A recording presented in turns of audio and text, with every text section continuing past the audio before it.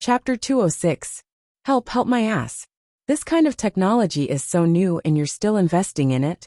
Are you out of your mind? You couldn't even handle the yogurt company. And now you've created such a huge hole in the helmet. You don't need to be the general manager anymore. Old Master Yi was so angry that he slammed the phone on the ground. He looked at the sky outside the window. His superiors had been pressing for funds from overseas casinos. He originally thought that Huigang would be able to help him get more casinos in the south. But he didn't expect that he would be arrested. Now that there was no suitable successor, he could only think of a way to solve some problems in the east. He didn't expect Ming Tian to create such a huge hole, and he still had to think of a way to help him pay off the bank loan. This was the first time Old Master Yi felt a lack of funds. During this time, Xiao Xiao had been flying all over the country. Although he talked to Yanran on the phone or video called her every day, it was never as refreshing as meeting her in person. Finally, after another lecture tour, he and the other students in the laboratory had to go back to school to take the final exam. Yi Xuanfei had been keeping a close eye on Xiao Xiao during this period. She sent him endless messages every day. Xiao Xiao usually ignored them, but he would occasionally reply one or two, mainly asking about the Dongfang family. Yi Xuanfei could clearly feel that Xiao Xiao was still very interested in the Dongfang family. This made her very happy. Finally, there was something that Xiao Xiao cared about. Kong Ming and Kong Xiaoming often said to Xiao Xiao, "If you want to find the antidote for the spiritual transformation pill, you must infiltrate the Dongfang family. It must be hidden somewhere." After the 100th time, Xiao Xiao was finally brainwashed.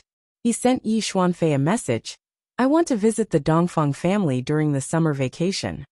Yi Xuanfei didn't expect Xiao Xiao to really consider it. She was so happy that she spun around 3 times. If he was willing to go, it meant that she would have a chance to be alone with him. Also, did this count as meeting his parents? Yi Xuanfei suddenly felt a little nervous. Would Grandpa dislike Xiao Xiao? Would he disagree if she brought someone home? And after Yi Xuanfei told her grandfather about it, she didn't expect her grandfather to agree immediately. She wanted to use the Dongfang family's background to move him. Just like that, the two of them agreed to find a time to come to Huanghai City after Xiao Zhao's summer break. When Yanran came home today, she found that the atmosphere was different. First of all, there was an extra pair of shoes on the shoe rack. Secondly, there was laughter in the living room.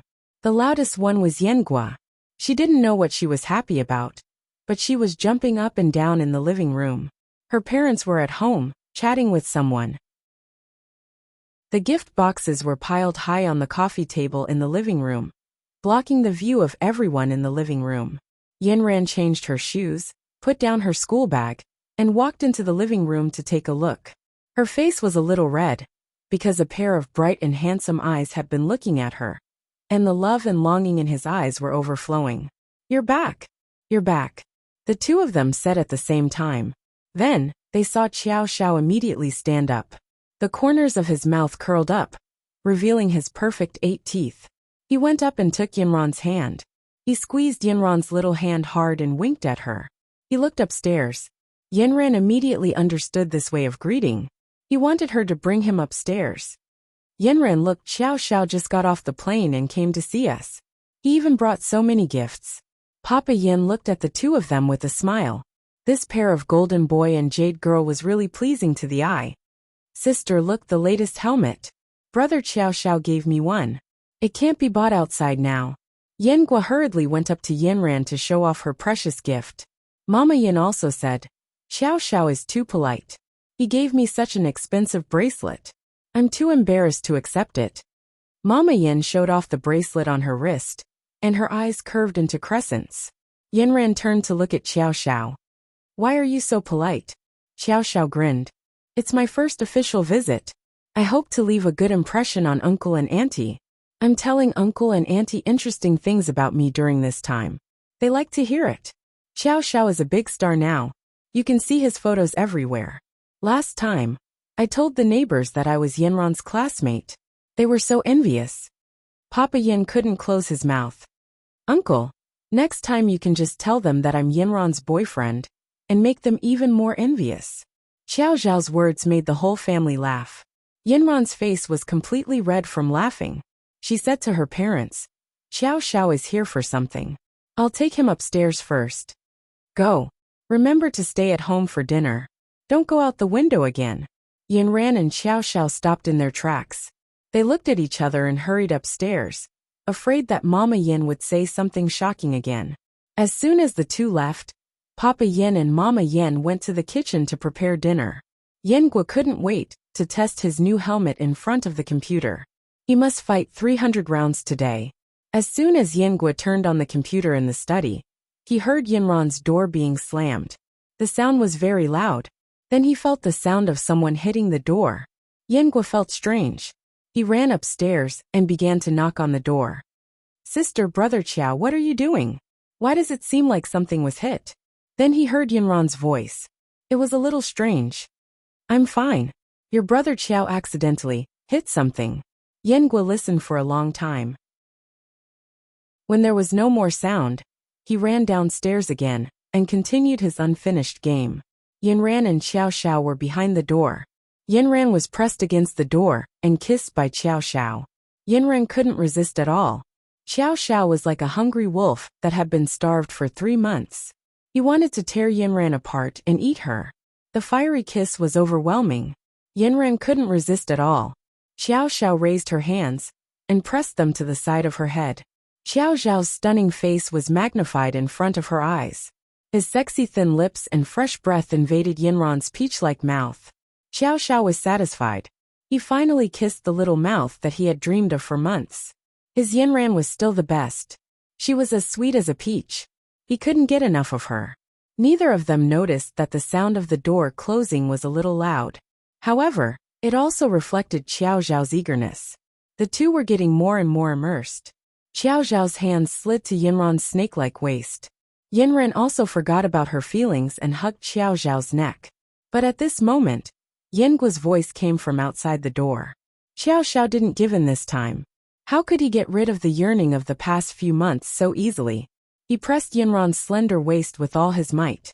At this moment, Yinran was even more anxious because of Yingguo's knocking on the door. Yinran replied to Yingguo in a hoarse voice. Hearing the sound of Yingguo coming down the stairs, Xiao Xiao made a comeback. His heart that had been dried up for a long time finally found its source. The tired bird that had not returned home for a long time finally returned to its nest. Everything at home was so beautiful. There was no framework to restrain him, and no one to disturb him. Everything could blossom freely in this small space. It was inevitable that he would lose his soul and lose control of himself. The rules that Yinran set for Xiao Xiao a few months ago were like a gust of wind that had been blown to the sky and disappeared without a trace. Everything was logical and natural. Just before dinner, Yinran's slender and perfect neck became the main battlefield of Xiao Xiao's attack. Yinran gasped for breath. Her sensitive skin throbbed into her heart and exploded like flowers. She wanted to push him away, but her 2 hands were not under the control of her brain. Anyway, they pressed Xiao Xiao's hairy head even tighter. Xiao Xiao was not the only one who missed her. She also missed Xiao Xiao very much. In the middle of the night, from time to time, Xiao Xiao's coquettish appearance floated in her mind. Sometimes, she would think of Xiao Xiao's soul-stirring kiss. Sometimes, she would blush and cover herself in the quilt. Sometimes, she would sit up and cultivate so that her mind could be clear again. People in love were like this. Even a strand of hair on the other party's head was good. Even a related object was filled with love. A living person was right in front of him. What else could be better than kissing to express his love? Yinran let go of the knot in her heart. In this enclosed space, she devoted herself wholeheartedly and passionately responded.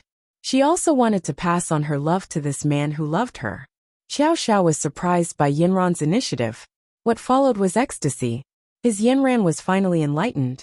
His happy life was right in front of him. As his movements became wilder and wilder, Yinran finally couldn't take it anymore and let out a moan. Xiao Xiao panted and lifted his head from Yinran's neck. Opening his misty peach blossom eyes, he asked hoarsely, "Yinran, did I hurt you?" Yinran's face had already turned crimson. She buried her head in Xiao Xiao's arms and murmured, "No, I like it." When Xiao Xiao heard this, He really received a huge encouragement. The whole sky became clear. He happily picked up Yin Ran and spun in circles on the spot. Yin Ran, I'll make you like me even more in the future. Yin Ran looked at this bright and beautiful young man. Love surged in her heart. She hugged him back. Tell me about what happened during this period of time. The two sat by the bed. Xiao Xiao reported his experiences in the past few months. Most importantly, he told Yin Ran about his success in Jiutian technology. After that, he half squatted in front of Yin Ran, as if he was wagging his tail. His expression was full of praise. After Yin Ran heard this, her heart trembled. She didn't expect Xiao Xiao to be so busy with her matters. How could this cute demon crown prince be so nice? Xiao Xiao hesitated whether he should tell Yin Ran about Yi Xuanfei. He wanted to say it, but he was afraid that Yin Ran would worry. Just as he was hesitating, he heard Yin Ran's mama's voice from downstairs. Time to eat, but it was this hesitation that caused a big misunderstanding later. The demon crown prince also had times when he miscalculated. Chapter 207. Yi Xuanfei looked forward to the stars and the moon, and finally, the summer vacation arrived. She returned home early, and instructed the servants to clean all the rooms until there was not a speck of dust. She especially prepared a guest room for Xiao Xiao. Although Xiao Xiao might not necessarily stay at home, what if? Xiao Xiao and Yinran's intimate relationship finally came to a halt. Xiao Xiao still did not tell Yinran the truth. After all, it seemed that he could not explain the matter of going to Huanghai City to Yinran. Yinran thought that he was going to go on a nationwide lecture tour again, so she did not pay much attention to it. After all, summer vacation was a good time. He might not necessarily go to university, but he might go to some other business event. The helmets were selling very well now, and they had the first market share. Jiutian Technologies gaming helmets were not completely out of the market, but they were struggling at death's door. They had no choice but to lower the price to half of the Star Sky helmet. There were also some people who reluctantly accepted the slightly lower quality helmets because of the lower price. Yinran was going to do an internship this summer, according to the school's arrangement. She and a few of her roommates looked for a few banks and started from the most basic business. She was also very busy, so busy that she did not even have time to send Xiao Xiao off. Xiao Xiao went to Huanghai City alone this time. Thinking back to what happened in Huanghai City a few years ago, he could not help but sigh in his heart. 3 years ago, he was not able to protect himself, but now he was no longer afraid. The Eastern aristocratic family, the aristocratic family that harmed Yinran's family, the demon crown prince was coming to meet you. The plane streaked across the sky, and the loud roar woke Xiao Xiao from his sleep. He touched the totem hanging on his chest. A few days ago, he found an excuse to get it from Yinran. At that time, Yinran stared at him for a long time. His eyes kept drifting, so he could only say that he was studying a formation and wanted to take the totem back to experiment. Yinran did not say anything. She only warned him not to do anything bad. Xiao Xiao nodded and hugged Yinran, assuring her that he wouldn't do anything bad. If Kong Ming and Kong Xiaoming hadn't told him to bring the totem with him when he went to the Eastern aristocratic families, he wouldn't have made Yinran unhappy. Although Yinran's meridians were blocked, after this period of time, the spiritual power brought by the totem had shown signs of improvement. Moreover, Yinran's spiritual power had reached a new level. Xiao Xiao sometimes felt that Yinran had learned how to read his mind. She could see through all his thoughts. He sighed. Even without spiritual power, his Yinran was still the most powerful. The plane landed with a roar. He took off his eye mask, put on his sunglasses, picked up a simple backpack and got off the plane first. At the exit, just as he had expected, Yi Xuanfei was dressed to the nines and attracted the attention of many men. When she saw him coming out, she waved her hand excitedly. As she raised her arm, her flat stomach was exposed from the hem of her clothes. The little stars on her navel ring shone brightly, and some people even whistled at her. The man who saw Yi Xuanfei waving was a man comparable to a male model. He was tall and had long legs. His hands were in his trouser pockets, and he wore a pair of sunglasses. He had broad shoulders and narrow buttocks, and his walking posture was very good. Yi Xuanfei was about to go up to him when 4 or 5 girls suddenly rushed up and shouted excitedly at the male model. Xiao Xiao, Xiao Xiao. Xiao Xiao was stunned. He didn't expect to be recognized by fans here. The corners of his mouth instantly cracked into a smile, and he waved at the fans. Then Yi Xuanfei heard the girls excitedly covering their mouths and screaming in a low voice. He smiled at us, he waved at us. When Xiao Xiao walked up to them, one of the girls blushed and asked boldly, Xiao Xiao, can we take a picture together? Xiao Xiao didn't refuse. Okay. Then he opened his arms, and the 4 or 5 girls stood in front of him. This action made it seem as if he was hugging them from behind. One of the girls took out her phone and took a picture of their encounter at this moment. The other girl also boldly asked, Xiao Xiao, can you give me an autograph? After saying that, she respectfully handed over a pen. Where do you want to sign? A few of the girls took out their notebooks, and Xiao Xiao signed his name with a flourish. Another girl didn't bring her notebooks. She directly grabbed her t-shirt and said to Xiao Xiao, Sign here, sign here. Xiao Xiao signed his name on her shirt. These girls happily said goodbye to him, and then it was Yi Xuanfei's turn. Yi Xuanfei was originally a princess. When had she ever been pushed aside like this? But this wasn't the first time this had happened to Xiao Xiao. She could only suppress her displeasure and smile as she walked towards Xiao Xiao. A big star is indeed different. You can even meet fans at the airport. Xiao Xiao smiled faintly and didn't say anything. Let's go. With that said, he strode out with his long legs and led the way out. And Yi Xuanfei hurriedly followed behind him. Xiao Xiao walked very quickly. In the end, she had to jog all the way to catch up. She finally couldn't take it anymore and grabbed onto Xiao Xiao, acting coquettishly. Brother Xiao, wait for me for a while. Look at my high heels. She pouted and refused to leave. Xiao Xiao took off his sunglasses and leaned closer to Yi Xuanfei, whispering in her ear. Do you want me to carry you? Yi Xuanfei couldn't believe what she had heard. Xiao Xiao was flirting with her. Xiao Xiao was finally flirting with her. Before she could reply, Xiao Xiao had already turned around. He put on his sunglasses and walked forward at his original speed. Yi Xuanfei panicked. She couldn't care less about the pain in her feet. She took off her high heels and jogged out after him. The chauffeur was already waiting outside. It was a luxurious Rolls-Royce. The chauffeur was dressed in a well-ironed uniform and stood beside the car door like a soldier. Seeing the male model coming out of the airport exit, and the young lady trotting all the way with a pair of shoes, he couldn't help but widen his eyes. However, as a veteran of the Eastern aristocratic family for many years, there were some things that he couldn't guess at will. But now he had a clear idea that the young lady was begging this handsome young master, who angered both the gods and men. Brother Qiao, I've arranged a place for you to stay. Can you stay at my house? After getting into the car, Yi Xuanfei immediately moved to Qiao Zhao's side. She raised her head and blinked her starry eyes, trying to please him. I'll stay at a hotel. I'll go to your house tomorrow morning. Xiao Xiao said directly. Then can I accompany you? Yi Xuanfei asked carefully. Xiao Xiao lowered his head and looked at her for 2 seconds. His voice suddenly became numb. What do you want? Yi Xuanfei mustered up her courage and said, I want to kiss you. Xiao Xiao felt a chill run down his spine. But he smiled wickedly. My fans all want to kiss me. Do you think I'll let them get what they want? After speaking, he licked his lips, and his pink tongue slid across his lips. Yi Xuanfei was dumbfounded. She was stunned for a few seconds. Then she threw herself into Qiao Zhao's arms and hugged his waist tightly.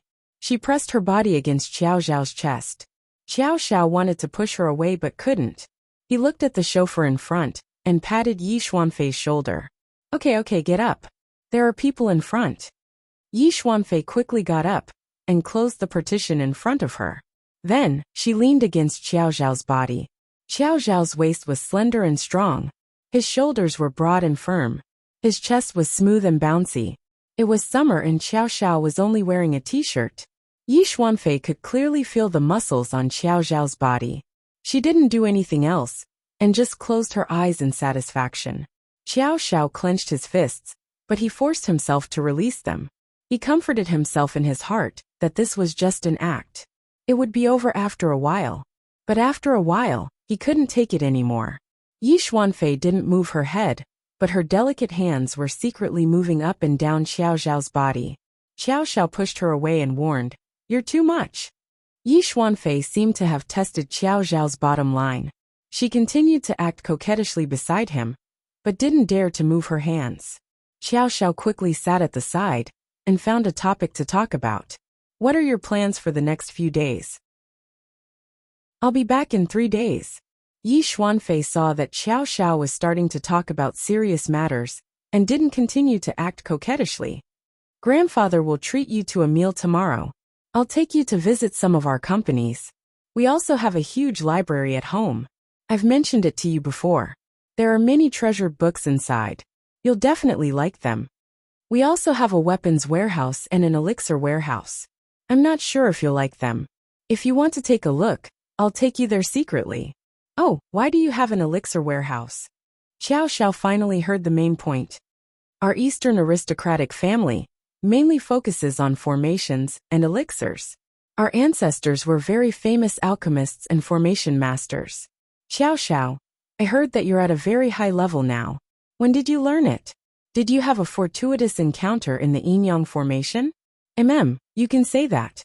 My level is average. It's not very high."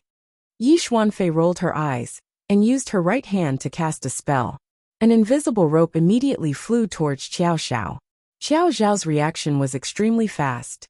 In the blink of an eye, he had already activated his own demonic aura and directly swallowed the rope back. Yi Xuanfei was tied up by the rope and lay down on the chair. Yi Xuanfei looked at Xiao Zhao in disbelief. He could even undo the Zixuan's power so easily. Yi Xuanfei was ecstatic. Only a man like this was worthy of her. She continued to look at Xiao Zhao coquettishly and said to him coquettishly, "Hurry up and untie me." Xiao Zhao moved his fingers and tied her up so that she sat up. Then he smiled wickedly and said, "In view of your previous behavior, you'd better stay put for a while." Yi Xuanfei panicked and kept saying coquettishly. In the end, she even called him good brother. Xiao Zhao didn't know how to be gentle with a woman at all. He only knew how to listen to the music in the car. His fingers tapped the rhythm gently, and he closed his eyes to rest. Looking at Xiao Zhao, who closed his eyes and ignored her, Yi Xuanfei loved and hated him at the same time. Even if he tied her up, she couldn't hate him at all. After using this method, Yi Xuanfei finally settled down. When they arrived at the hotel Xiao Zhao booked, he opened the car door and blew a kiss at Yi Xuanfei. Then he turned and left. Yi Xuanfei struggled continuously, but it was useless. Only when Xiao Zhao was far away did the rope on Yi Xuanfei's body untie. Looking at Xiao Zhao's back view, Yi Xuanfei's eyes were filled with tears. She just couldn't do anything to him. In a relationship, the one who gave more was destined to be at a disadvantage. Chapter 208. The next morning, Yi Xuanfei was already waiting for Xiao Zhao in the hotel lobby. She was dressed in a bohemian style today. Her large earrings swayed gently on her shoulders, and a light yellow hairband tied her hair up. The deep eyeshadow made her large eyes look even deeper. Her red lips were dazzling, and the long bohemian dress outlined her perfect waistline. The little blue stars were like the finishing touch, becoming the golden section point. She ordered a cup of coffee and sat in the lobby, constantly looking at the people entering and exiting the elevator. From time to time, there were people who wanted to strike up a conversation with her, but her indifferent attitude made them leave in disappointment. The moment Xiao Zhao stepped out of the elevator, he saw Yi Xuanfei in such a mature state. His eyes couldn't help but flash past Yinran's elegant and refined face. Yinran never put on heavy makeup. At most, she would only put on a little bit of makeup. She always put on a little lip gloss on her peach-colored lips, making people want to kiss her. But in Xiao Zhao's eyes, Yi Xuanfei was like an exquisite piece of art that had been deliberately carved. The traces of artificiality were too obvious, and she had long lost her original charm. Just like raw sashimi, the original taste was the most delicious. Xiao Zhao shook his head slightly. It was a pity that he could only look at her from afar and not touch her. It was a crime to destroy a piece of art. Yi Xuanfei was completely unaware of Xiao Zhao's thoughts. The admiring gazes of the people around her, had already let her know that her outfit today was very successful. She happily went up to Xiao Xiao and tilted her head slightly, asking him coquettishly, "Did you sleep well last night? Did you miss me?" Xiao Xiao avoided the question and said, "The bed is quite comfortable. Accompany me for breakfast." Yi Xuanfei naturally wanted to hook her arm around Xiao Xiao's arm, but Xiao Xiao turned his body and strode towards the restaurant. Yi Xuanfei had already eaten. She ordered a cup of coffee for breakfast and sat opposite Xiao Xiao, watching him enjoy it to his heart's content. Xiao Xiao was already used to people looking at him. Yi Xuanfei's gaze didn't affect his appetite at all. He ate very quickly and often stuffed his mouth full. Yi Xuanfei was about to go crazy when she saw this adorable side of Xiao Xiao. She held a napkin in her hand and kept wiping the food from the corners of Xiao Xiao's mouth. She even fed Xiao Xiao a drink from time to time while he ate, nagging him to eat slowly and not choke. The doting smile on her face didn't fade away. At the same time, Yi Xuanfei also noticed a strange phenomenon. Recently, the little star on her belly button would constantly emit a faint light whenever she got close to Xiao Xiao. In fact, Xiao Xiao also noticed this. The totem on his chest would faintly vibrate. Xiao Xiao knew that this was the attraction between the male and female totems. He patted his chest comfortingly. He couldn't let the cat out of the bag. After the two finished their breakfast, Yi Xuanfei said that today's plan was to bring him to visit the company and then return home for dinner. Today's company was Jiutian Entertainment. Xiao Xiao heard that Yi Xuanfei was quite honest. She really brought him to visit the most profitable company under their banner. He could also see how the other entertainment companies operated. It might be helpful for his starry sky. Jiutian Entertainment was located in the non-main bustling area of Huanghai City. It was a 16-story building. The glass walls shone brightly, and from the top of the building hung 4 large blue words, Jiutian Entertainment. Before Xiao Xiao even got close, he could already feel a simple and vigorous aura lingering around the building. The totem on his chest began to vibrate slightly. Kong Ming and Kong Xiaoming said to Xiao Xiao through the bracelet, "There's a formation. Be careful." Xiao Xiao carefully observed the building. The building's shape was very modern and luxurious. The triangular roof was very conspicuous among the other buildings. Xiao Xiao suddenly understood. The shape of the whole building was an array that gathered the spiritual power of the sky. The building was like a black hole with a strong suction force, and the triangular roof was facing the tall building diagonally opposite. The extension of the sharp corner was like a sharp blade that pierced straight into the building. After getting out of the car, Yi Xuanfei finally held Xiao Xiao's arm and smiled at him. "This is the most profitable company of our Eastern aristocratic family. Many celebrities were made famous by us. The annual income is several hundred million." Xiao Xiao gave a rare praise, "Very good." Yi Xuanfei's smile widened. She was very proud of herself. The two of them walked to the door. Ming Tian had already received the news that eldest miss was coming for an inspection today. He had already let everyone to wait at the door. When he saw eldest miss, he immediately went to greet her. When he saw the person eldest miss was holding, he almost spat out blood. How could it be his competitor? Jialua's matter had already made him feel regretful, and the helmet was simply making him want to vomit blood. Looking at the endorsement advertisement of Star Sky Helmet, that handsome and ruffian spokesperson had become a permanent pain in his heart. And now what did he see? The most honorable eldest miss of the Eastern aristocratic family was actually holding his arm intimately. She had a flattering smile on her face. One look, and he could tell that she was a silly girl who had fallen in love. Before he could greet them, the paparazzi who had been waiting at the door of Jiutian Technology rushed up and took photos of Xiao Xiao and Yi Xuanfei. These paparazzi were delighted to find that they had actually taken photos of a big melon today. They knew that eldest Miss Yi was a princess with a high status. But the key was who was the person she was holding on to? Wasn't that Xiao Xiao, who had recently become popular all over the country? Could this be the relationship that was about to be announced? A reporter had already rushed up and asked Xiao Xiao excitedly, "Xiao Xiao, hello, I'm a reporter from Lianhua. May I ask what is your relationship with Miss Yi?" Xiao Xiao didn't expect to be photographed by a reporter. His first reaction was to not let Yinran see it. He took Yi Xuanfei's hand out of his arm, then winked playfully at the reporter, and revealed a big smile. If I say that she is my fan, would you believe me? Another reporter also quickly asked. Just a fan relationship?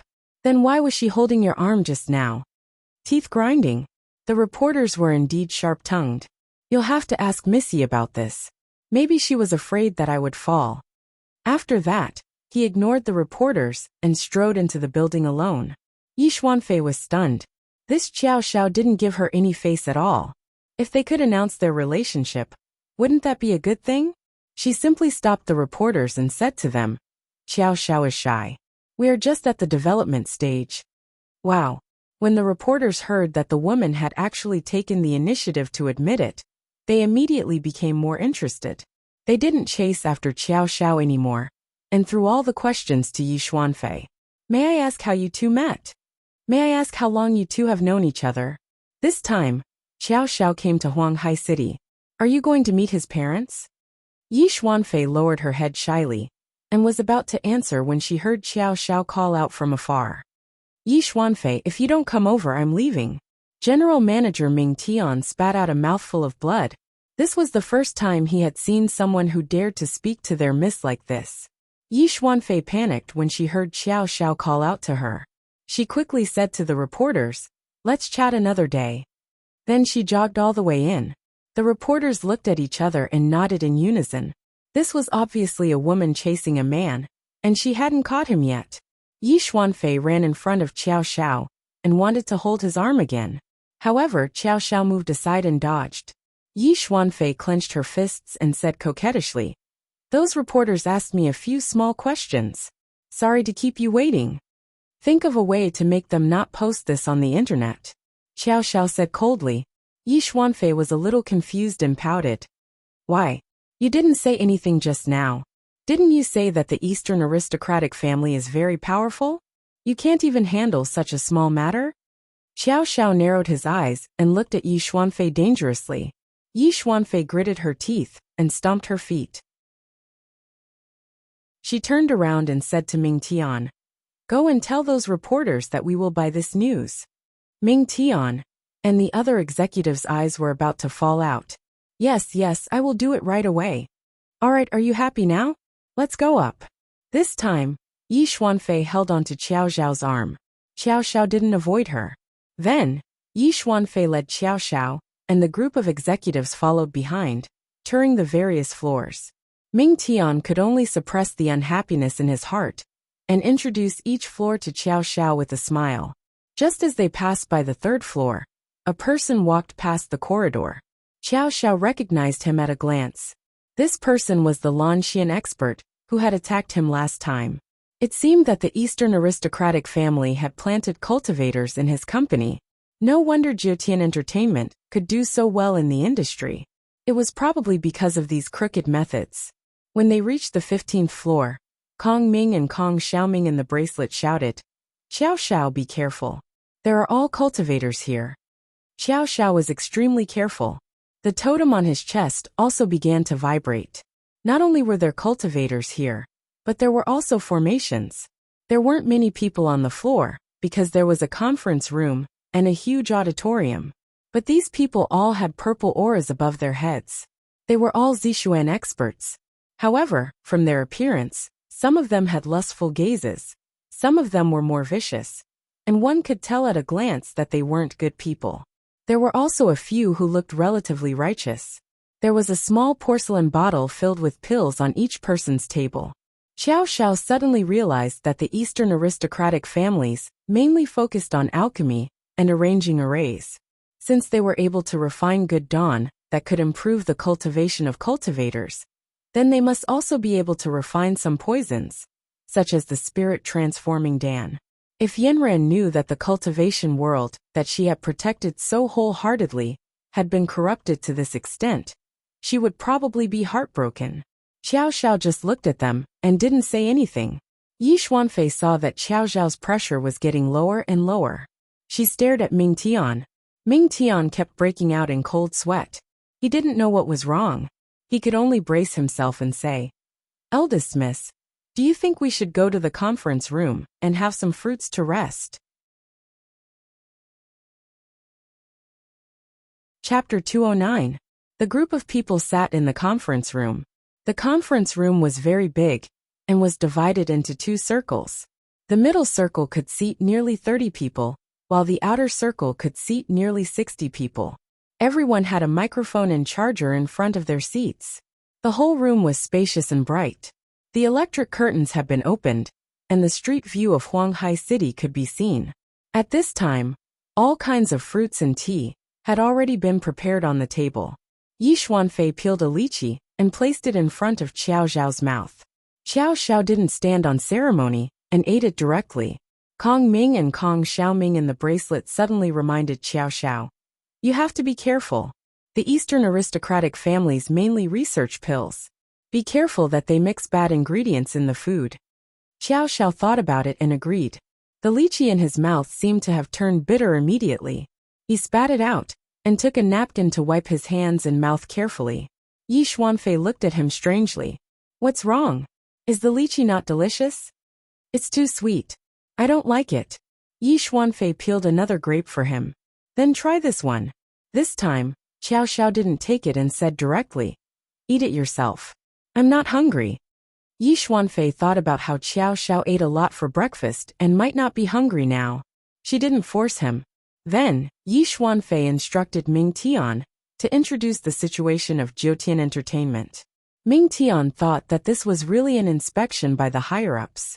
Was it appropriate to report the company's core secrets directly to a competitor? But he didn't have the guts to ask, so he could only explain the situation on the surface. Qiao Zhao was more interested in this area. He listened to Ming Tian's report and compared it to Starry Sky's management. He found some good points. He asked one or two questions from time to time. Ming Tian heard that they were all management methods of the company. He looked at Yi Xuanfei's warning gaze and could only tell her in detail, such as how to deal with the internet crisis, how to create a topic for an artist, etc. This discussion lasted for 2 hours. In the end, Qiao Zhao finally said a word of praise to Yi Xuanfei. Jiutian Entertainment's management was not bad. Seeing that Qiao was satisfied, Yi Xuanfei nodded at Ming Tian. In the afternoon, Yi Xuanfei had already arranged for another high-end hotel and was prepared to have lunch with Qiao Zhao alone. But Qiao Zhao proposed to eat in their cafeteria to experience the food of Jiutian Entertainment. Yi Xuanfei wanted to object, but Qiao Zhao looked at her affectionately, and she immediately surrendered.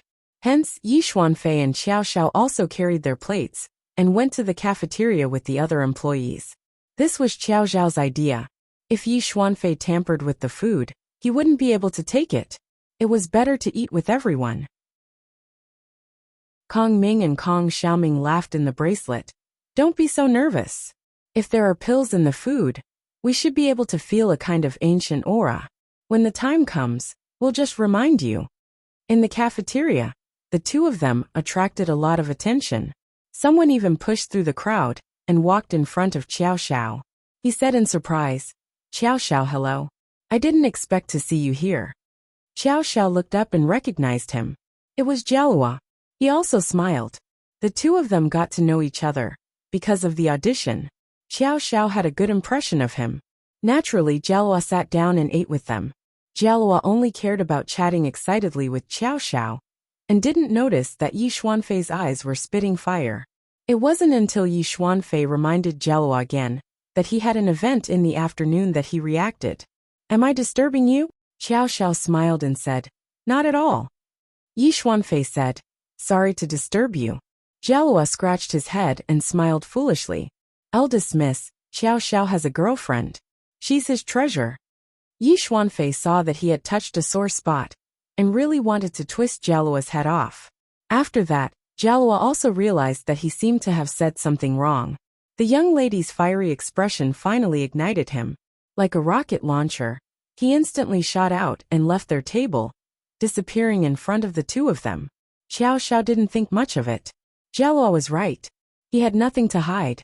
What did Yi Xuanfei think have to do with him? At this moment, someone came to call Yi Xuanfei away. After a while, Qiao Xiao saw a Zixuan expert walking towards him. "Hello, Mr. Qiao. Miss Yi has arranged a lounge for you at noon. It's on the top floor. Please come with me." This person brought Qiao Xiao to a room on the top floor. Qiao Xiao thought that he would see a hotel's presidential suite with a huge carved bed, a leather sofa, a floor-to-ceiling TV, a wine rack, and so on.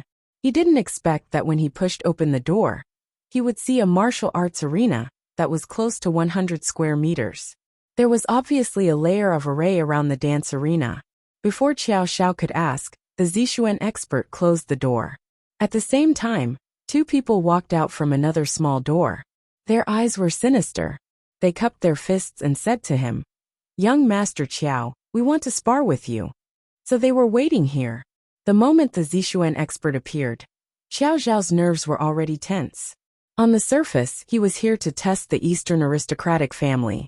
However, the Eastern aristocratic family was also taking this opportunity to test him. Qiao Xiao sneered. "Is this how you treat your guests?" "Sorry, young Master Qiao. We are just following orders." The three of them didn't waste any more time and directly attacked Qiao Xiao. The strength of the three Zixuan experts couldn't be underestimated. The air in the martial arts arena instantly distorted. However, Qiao Xiao was no longer a persimmon that could be pinched. He awakened the guard to form a seal and covered his body with an invisible protective shield. Looking at the three people who were rushing over, he didn't hold back. He directly used his two hands to attack. His long arms and fists were like propellers as he swung them at the three people. After all, the three of them were Zixuan experts. After being hit twice, they knew how powerful his fists were. They rolled on the ground and attacked Qiao Xiao's lower body. However, as they fought, they realized that there was an invisible shield around Qiao Xiao's body. Their fists were all blocked outside, and Qiao Xiao himself was unharmed. The more they fought, the more energetic he became. At this time, Yi Xuanfei and Old Master Yi were sitting in the room next door and watching the situation in the martial arts arena. Yi Xuanfei was extremely nervous. She couldn't help but complain to her grandfather. "Grandfather, no matter how powerful Qiao Xiao is, he should be able to deal with one Zixuan. Why did you find three people to fight him? What if they hurt him?" "Xuanfei, as the saying goes, girls are more outgoing. Why are you so outgoing when you are not married yet?" Yi Xuanfei's face turned red. "Grandfather, I am just stating facts. Don't change the topic. I think Qiao Xiao's martial arts are not bad. These three Zixuans might not be able to do anything to him." Old Master Yi looked at the situation in the martial arts arena excitedly. It was a rare occasion. One person could actually defeat three Zixuans. He was at least in the higher void stage. Yi Xuanfei's eyes were filled with admiration.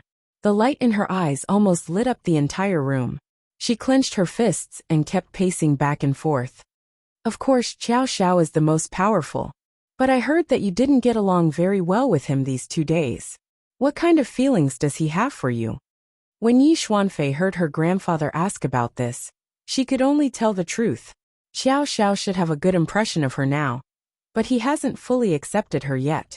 After all, she had been with Yanran for a long time. It might not be so easy for him to accept her in such a short time. Yanran is nothing to be afraid of. For someone as outstanding as him, only a cultivator like you can be on par with him. As long as he proves that he is outstanding enough, we must make him loyal to the Eastern aristocratic family. At that time, you will be his only choice. But his heart is with Qiao Xiao. How can we make him loyal to us? Xuanfei, have you forgotten? Our cultivators will take pills regularly, although it is only a pill to increase their spiritual power. As their strength increases, they will want to become stronger. Only I can give them this hope. Do you think they will take the initiative to submit and rely on me? Moreover, this pill has a psychedelic effect. It will make them willingly submit to me. At that time, as long as we find a way to make Qiao Xiao take this pill continuously, he will be loyal to us or to you. At that time, it won't be you chasing after him, but he will pester you every day. Is it really that magical? Yi Xuanfei's heart was filled with hope. If Qiao Xiao could treat her as well as she did, then she would be so happy that she could fly to the heavens. It is recorded in the ancient books. Grandpa will think of a way to help you refine this pill, so that he will be loyal to us. Yi Xuanfei's eyes widened. She was so happy that her heart was about to burst. She nodded desperately at her grandfather. Grandpa, I'm counting on you. Grandpa chuckled. Girls can't be kept at home when they are of age. This Xiao Xiao is so good. So many boys chasing, after you are going to be disappointed. Yi Xuanfei lowered her head shyly. Grandpa, don't make fun of me. Xiao Xiao is really good. I like him too much. Just as the two of them were talking, the situation in the martial arts field had changed. Xiao Xiao was extremely agile in the field. He turned and moved, circling around the three people. The three people seemed to have been beaten to the point that they couldn't fight back. One of them was already curled up in the corner, while the other two were still struggling at death's door. Xiao Xiao seemed to be playing with them. He punched them and quickly ran away. When they turned around to attack, he was already behind another person. He was extremely fast. Xiao Xiao's punches were very heavy. Every punch made them grimace. Zixuan activated all the spiritual power in her body to resist, but the power was too strong. It made them suspect that they were not Zixuan at all, but Qi Xian, who had just started cultivating. From today onwards, the battles that they had won before had come to an end. They were beaten so badly that they doubted their lives. When Xiao Xiao landed a heavy punch on the face of one of the cultivators, he was so scared that he took a step back. He quickly squatted down and held his head, shouting, "Spare me." Xiao Xiao's fist brushed past his ear with the wind, and a small piece of his scalp was scraped off. The man was so scared that he quickly covered his ear and shouted, my ear is gone." Elder Yi looked at the master Zixuan, who he thought was the pride of the Eastern aristocratic family, and said angrily, "Useless." Yi Xuanfei's heart was filled with admiration. Grandpa, look, Xiao Xiao is really powerful. Chapter 210. After a while, Xiao Xiao decided to stop. He found a chair and sat down, leaning lazily against the back of the chair. His legs were wide apart, and he stretched his arms to loosen the tension in his muscles. Looking at Xiao Xiao's comfortable expression, the only purple profound expert who was still standing cowered, not daring to step forward. His originally arrogant expression had now turned into one of worship, looking at a height that he could never reach. Go, get me a glass of water. Xiao Xiao crossed his legs and ordered casually. That Zixuan was like an obedient puppet. As long as he didn't get beaten up again, he would do anything. He quickly went to the water dispenser to get a glass of water, and respectfully handed it to Xiao Xiao. Young Master Xiao, please. Xiao Xiao narrowed his eyes and drank the water in small sips. Then, he ordered someone to call Yi Xuanfei over. The purple profound expert was stunned. How could the young miss be so easily ordered around? But he didn't dare to hesitate, and immediately ran out of the door. When Yi Xuanfei heard Xiao Xiao's call, she immediately flapped her wings happily like a butterfly. She wagged her tail, and flew in front of Xiao Xiao. She half squatted beside his legs, and placed her hands on his knees. She raised her head, and looked at him with her beautiful big eyes. Brother Xiao, you're so amazing. I admire you so much. Xiao Xiao suddenly bent down. His thick eyelashes spread in front of Yi Xuanfei's eyes. The two of them were very close. Yi Xuanfei could feel the fresh heat from Xiao Xiao's thin lips.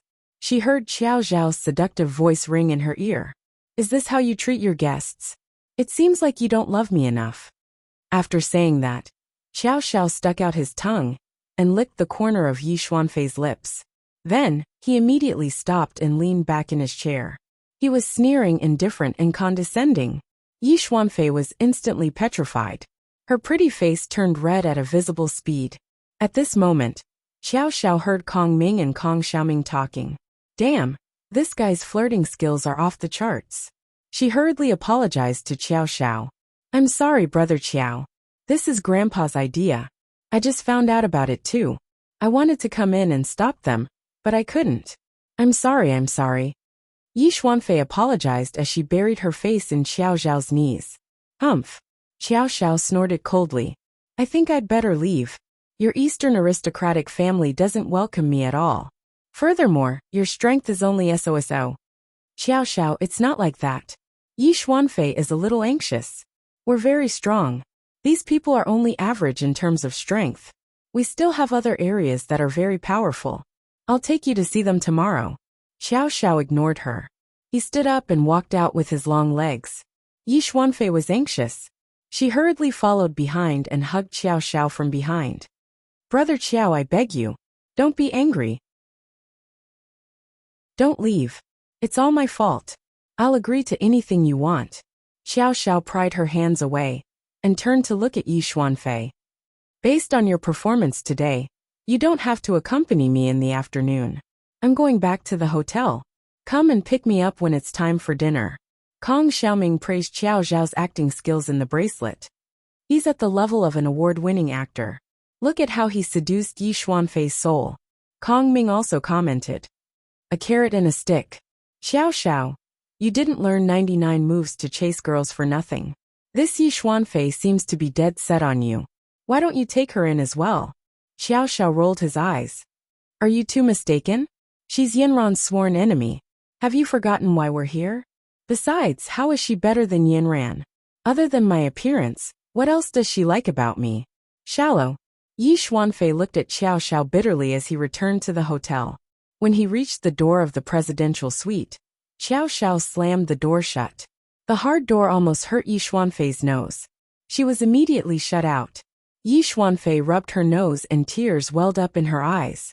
But when she thought of how Xiao Zhao's soft tongue had brushed against her lips, it was the first time he had taken the initiative to get close to her.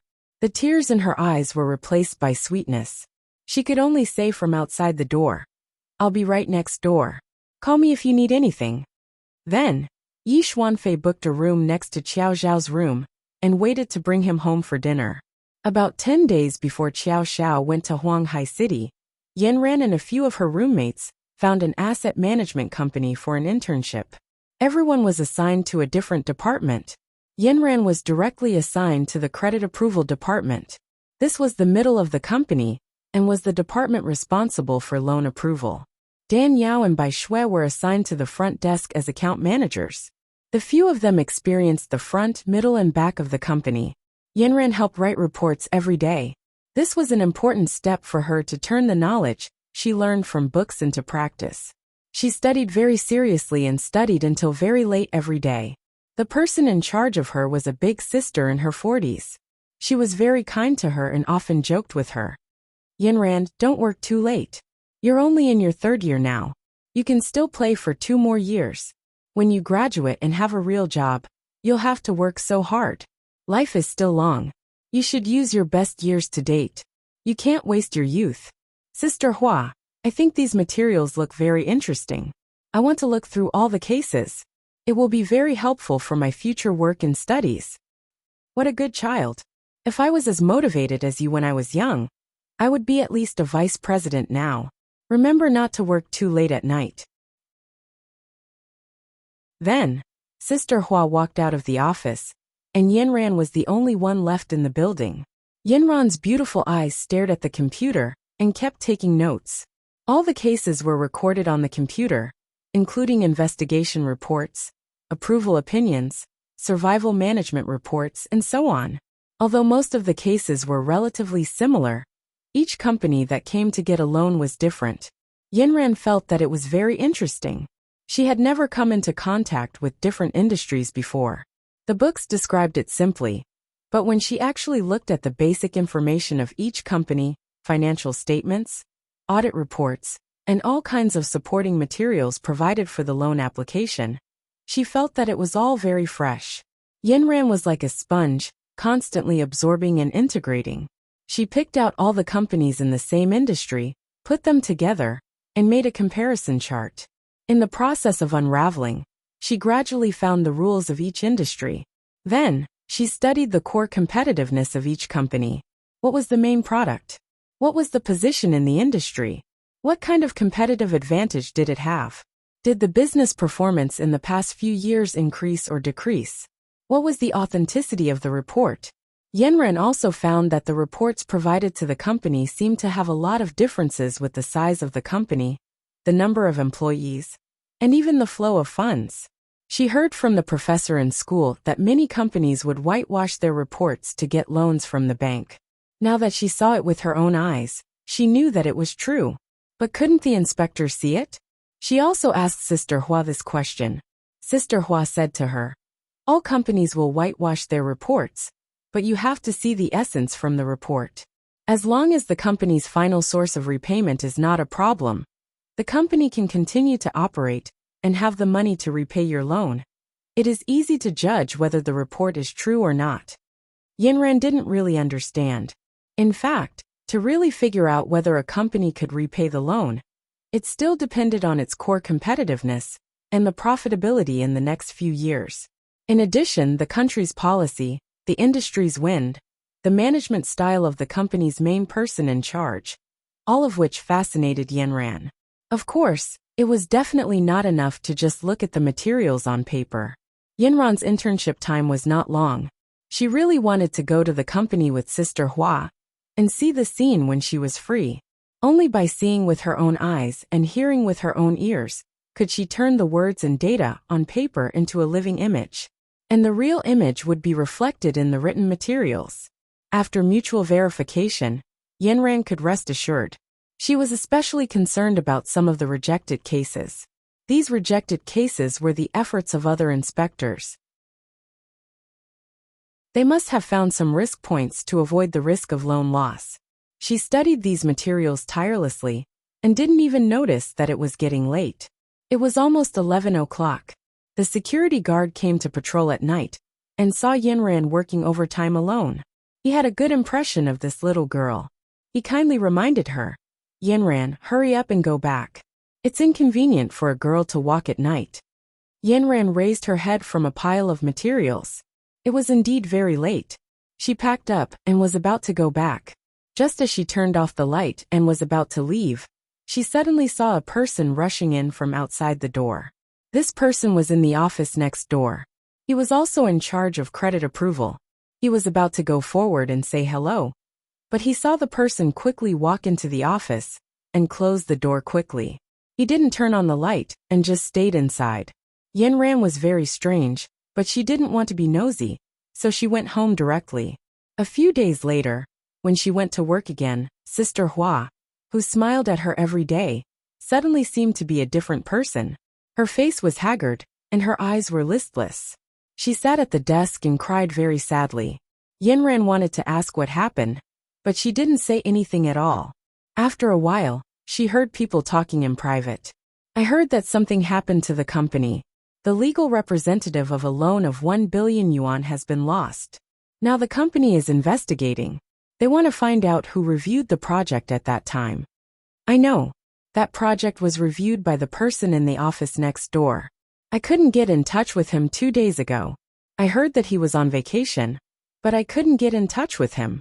"Then why is Sister Hua crying?" "I heard that she also went to the scene of the case once, but coincidentally that day, she was an agent. Another colleague was on vacation and temporarily replaced her. This project was not under her review, but now that something has happened, the company will be held accountable." Yinran heard them talking about the person in the office next door. Wasn't that the person she saw that night? Could it be that he knew that something had happened and ran away in advance? Yinran was a little concerned. This was a major incident in the company, but after all, it didn't have much to do with an intern like her. She couldn't say anything. Looking at Sister Hua crying sadly, the only thing she could do now was to take out the case and review it again.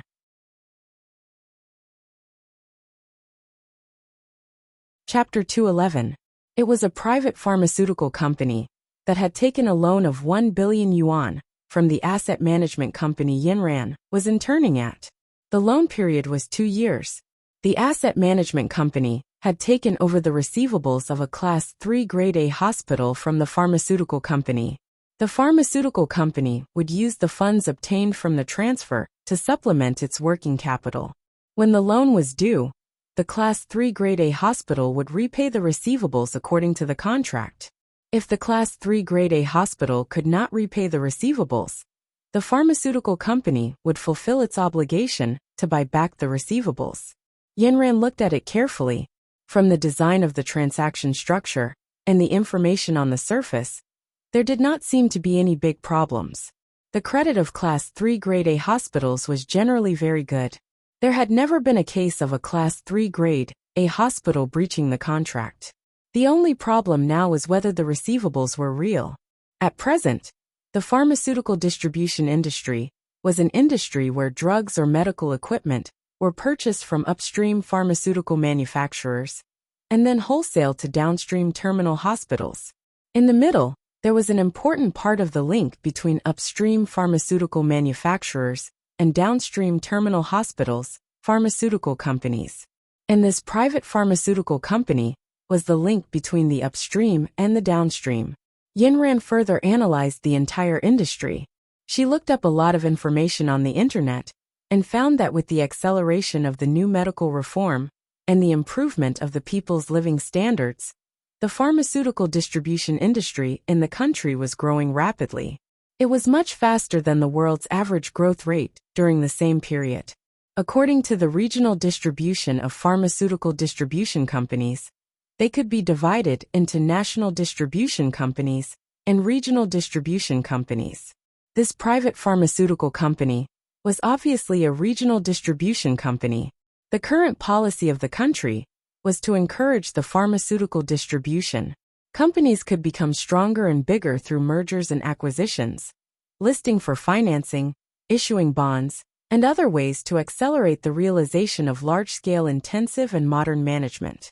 The country also had a goal of cultivating a group of large-scale pharmaceutical distribution companies that had a network covering the whole country and a high degree of intensification and informatization. Yinran came to a conclusion that the country was encouraging and supporting to promote the increase of market concentration. As for the pharmaceutical industry, with the acceleration of the national economic development and the acceleration of the aging process, the pharmaceutical distribution market had a bright future. The sales of drugs were mainly through hospitals and other terminal sales. It seemed that this business was a very prosperous business at the national policy level and within the pharmaceutical industry. Yinran found another special thing.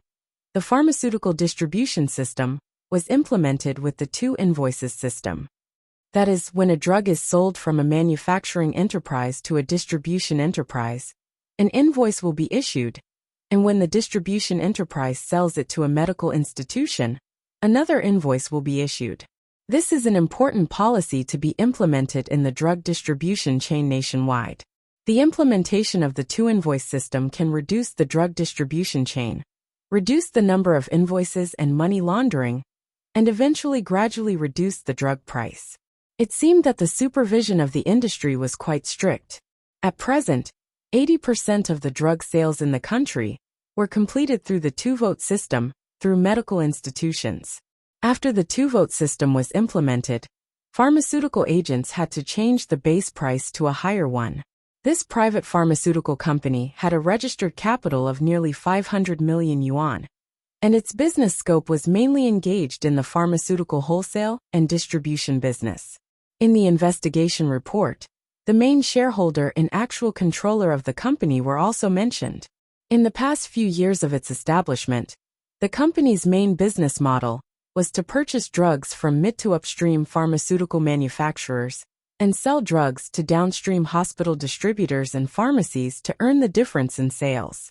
According to the investigation report and the review report, this pharmaceutical company rented a warehouse of about 10,000 square meters and had 20 dedicated drug distribution vehicles to deliver drugs to all parts of the region.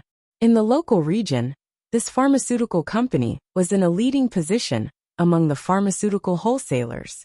According to the on-site investigation by the examiner, the pharmaceutical warehouse of this company was a rented ordinary warehouse that was later modified. It had a total of 4 floors. During the on-site inspection, the temperature in the warehouse was below 20 degrees Celsius, and there was a temperature monitoring device. At that time, there were about 15 dedicated drug distribution vehicles in front of the warehouse, and 2 of them were cold chain distribution vehicles. The examiner did not describe the situation of the drugs in the cold storage in detail in the report, but said that the warehouse's system and the national regulatory system were connected. The entry and exit of drugs in and out of the warehouse had to be recorded in the national regulatory system, and the electronic monitoring of drugs had been achieved. Therefore, the examiner's conclusion was that the value of the drugs in the warehouse was estimated to be about 100 million yuan. Yinren had two questions here. First, how was the value of the drugs estimated to be about 100 million yuan? Second, if the examiner did not enter the cold storage, how was he sure that there were a lot of drugs in it? The main downstream of the private hospital was a comprehensive public tertiary, grade A hospital. The financial statements of the tertiary grade A hospital showed that the quality of the assets was good, and the debts were mainly to pay for the drugs. There were no fixed debts, and the scale of the revenue was relatively large. The medical surplus was increasing year by year, and the solvency was strong. The last paragraph of the investigation report analyzed the evaluation of the use of funds and the scale of the financing, as well as the evaluation of the actual controller's guarantee ability. It was only a vague mention, but it was also a very obvious point of doubt. The impact of this incident on the entire asset management company was also very big. The industry regulatory authorities even immediately came to the company to investigate, and the company set up a task force. As an intern, Yinren was an idle person. When everyone was very busy, she became the assistant of the task force. Yinren raised her head from the file. She saw that Sister Hua was no longer in her seat. She went out to look for her, and found that Sister Hua was in the pantry getting water. Her eyes were dull, and the teacup under the kettle had already been filled, and the water was still flowing out. Yinren quickly went up and turned off the switch for Sister Hua. She comforted her and said, "Sister Hua, don't worry. We will think of another way." When Sister Hua saw Yinren's firm and cold eyes, she seemed to have found someone to talk to. Her eyes were filled with tears, and she hugged Yinren and cried. Yinren didn't say anything. She just patted Sister Hua's back and comforted her. At this time, Sister Hua was not in the mood to work at all. She pulled Yinren to a small conference room and sat down. She opened her mouth and said, "Yinren, don't you think I'm unlucky? This matter originally had nothing to do with me.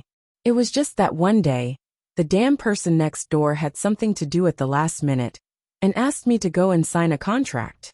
I thought these things had already been reviewed, so I went to help do the interview. What could possibly happen? What could have happened? You know the result. That day the two people were very aggressive. We asked to check our ID and work cards, but the two people's faces were black the whole time. It was as if we owed them something.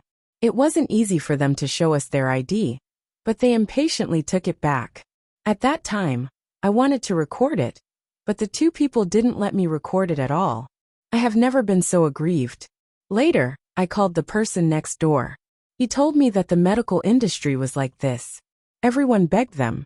The people in this hospital must be the best. Every day, countless people came to ask for their help. It was good enough that they could receive them. I had no choice but to come back. But at that time, I still kept an eye out. After I came back, I went to the review committee and told them that this matter was a little strange. But I didn't expect that for some reason, those people in the review committee actually gave him the money in the end. Yinren was even more confused. Didn't the review committee say that they would go to the scene again to verify it? Later, I heard that they went again. It seemed that they had adopted an alternative plan. They took some money from the accounts receivable and asked them to return the money first. This was done by the person next door. Now that he has disappeared, it's too scary to think about it now. Could it be that they colluded with each other? Then didn't I get cheated by them? If this matter gets out of hand, I will go to jail. After that, Sister Hua cried again. Yinren understood that Sister Hua had only helped to sign the contract. She had also reported the suspicious points to the company. She comforted her and said, "Sister Hua, I don't think you have any responsibility in this matter. They won't put all the blame on you. The most important thing is still the person next door, who is in charge of the specific project review." Sister Hua, do you know how they verified the authenticity of the accounts receivable? I heard that they went to verify the invoice contract and the warehouse receipt. Didn't they go to the hospital to verify it? I think this is the biggest problem. They always said that the hospital was very aggressive and didn't cooperate at all. It was the business department who wanted to do this business, but they were somehow fooled. If I were the one who reviewed it, I would definitely get the confirmation from the hospital. What about such a large amount of money, 1 billion yuan? How long will I have to bear this bad debt? Yinran comforted Sister Hua and said, no matter what, the matter is out. It doesn't have much to do with you. Don't worry too much. I don't think I have much responsibility, but I'm afraid that during the supervision and inspection, all the related personnel will be blacklisted. Aren't they going to be severely punished now? If that's the case, then my career will be over. Sister Hua, don't worry too much. I think that right and wrong can always be distinguished. I heard that the task force will come to question you. When the time comes, you just have to tell me everything. I think it will be fine. Yinran comforted Sister Hua and smoothed her hair. Sister Hua sighed. Yinran, in this industry, you have to be careful and cautious. Managing risk is like managing your life. I've been working for so many years, and I've always been diligent and conscientious. I didn't expect that I would still fall into this trap. Soon, Yinran was called by the task force and prepared to go to the pharmaceutical company immediately. The night before she left, the latest news suddenly came. Many companies in the entire asset management industry had fallen into this big trap, and the overdue amount totaled to nearly 10 billion yuan.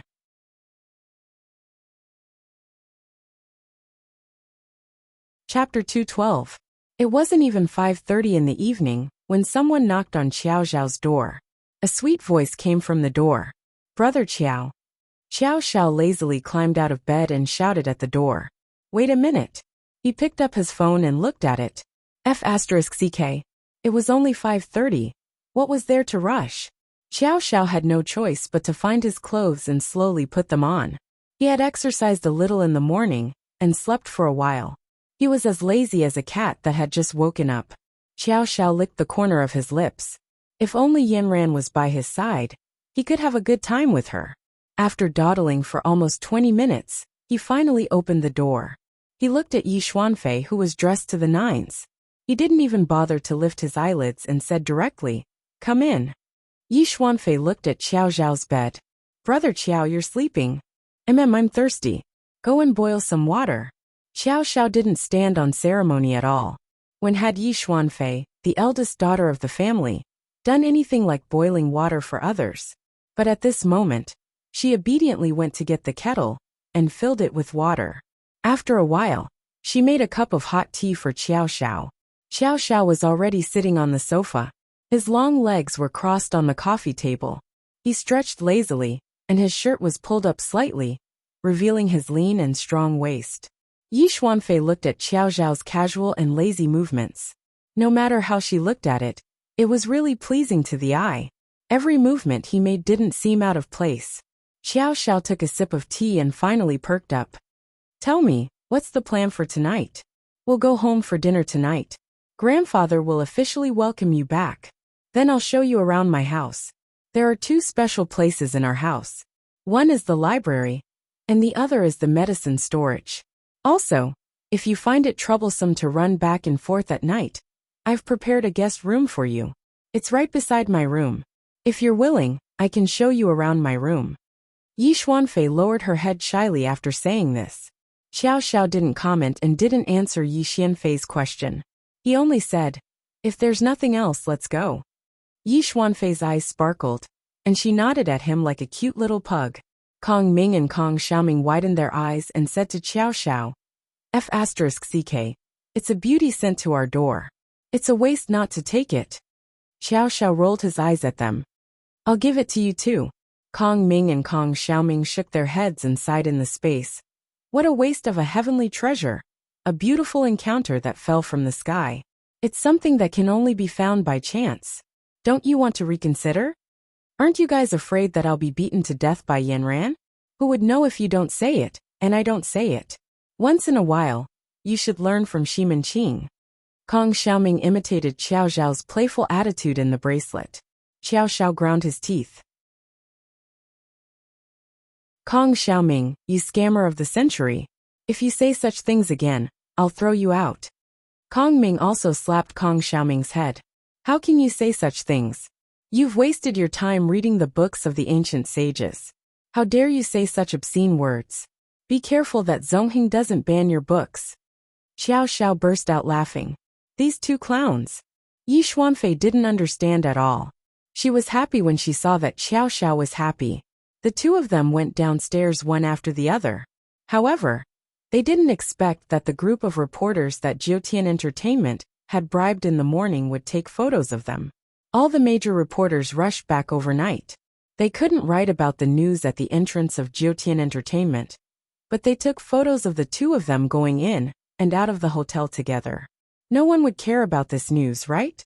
It was explosive enough, eye-catching enough, and profitable enough. Yi Xuanfei's villa was in the suburbs of Huanghai City. The two of them drove for about an hour before they arrived at this place, surrounded by green hills and clear waters. As soon as they got out of the car, Xiao Xiao could clearly feel that the spiritual power here was abundant, and the scenery was pleasant. Although it was already dark, the lights around the villa were still lit. It was simple and grand, and the carved railings and painted buildings could be seen from afar. The most eye-catching thing was the two stone lions at the entrance. This really surprised Xiao Xiao, who would place stone lions at the entrance nowadays. But at this moment, the totem on his chest started to vibrate. Xiao Xiao pressed it down. It seemed that there was a formation here. Kong Ming and Kong Xiaoming had already begun to show off their achievements. This is a very obvious cycle heaven-defying formation. It is different from the usual method of setting up a formation.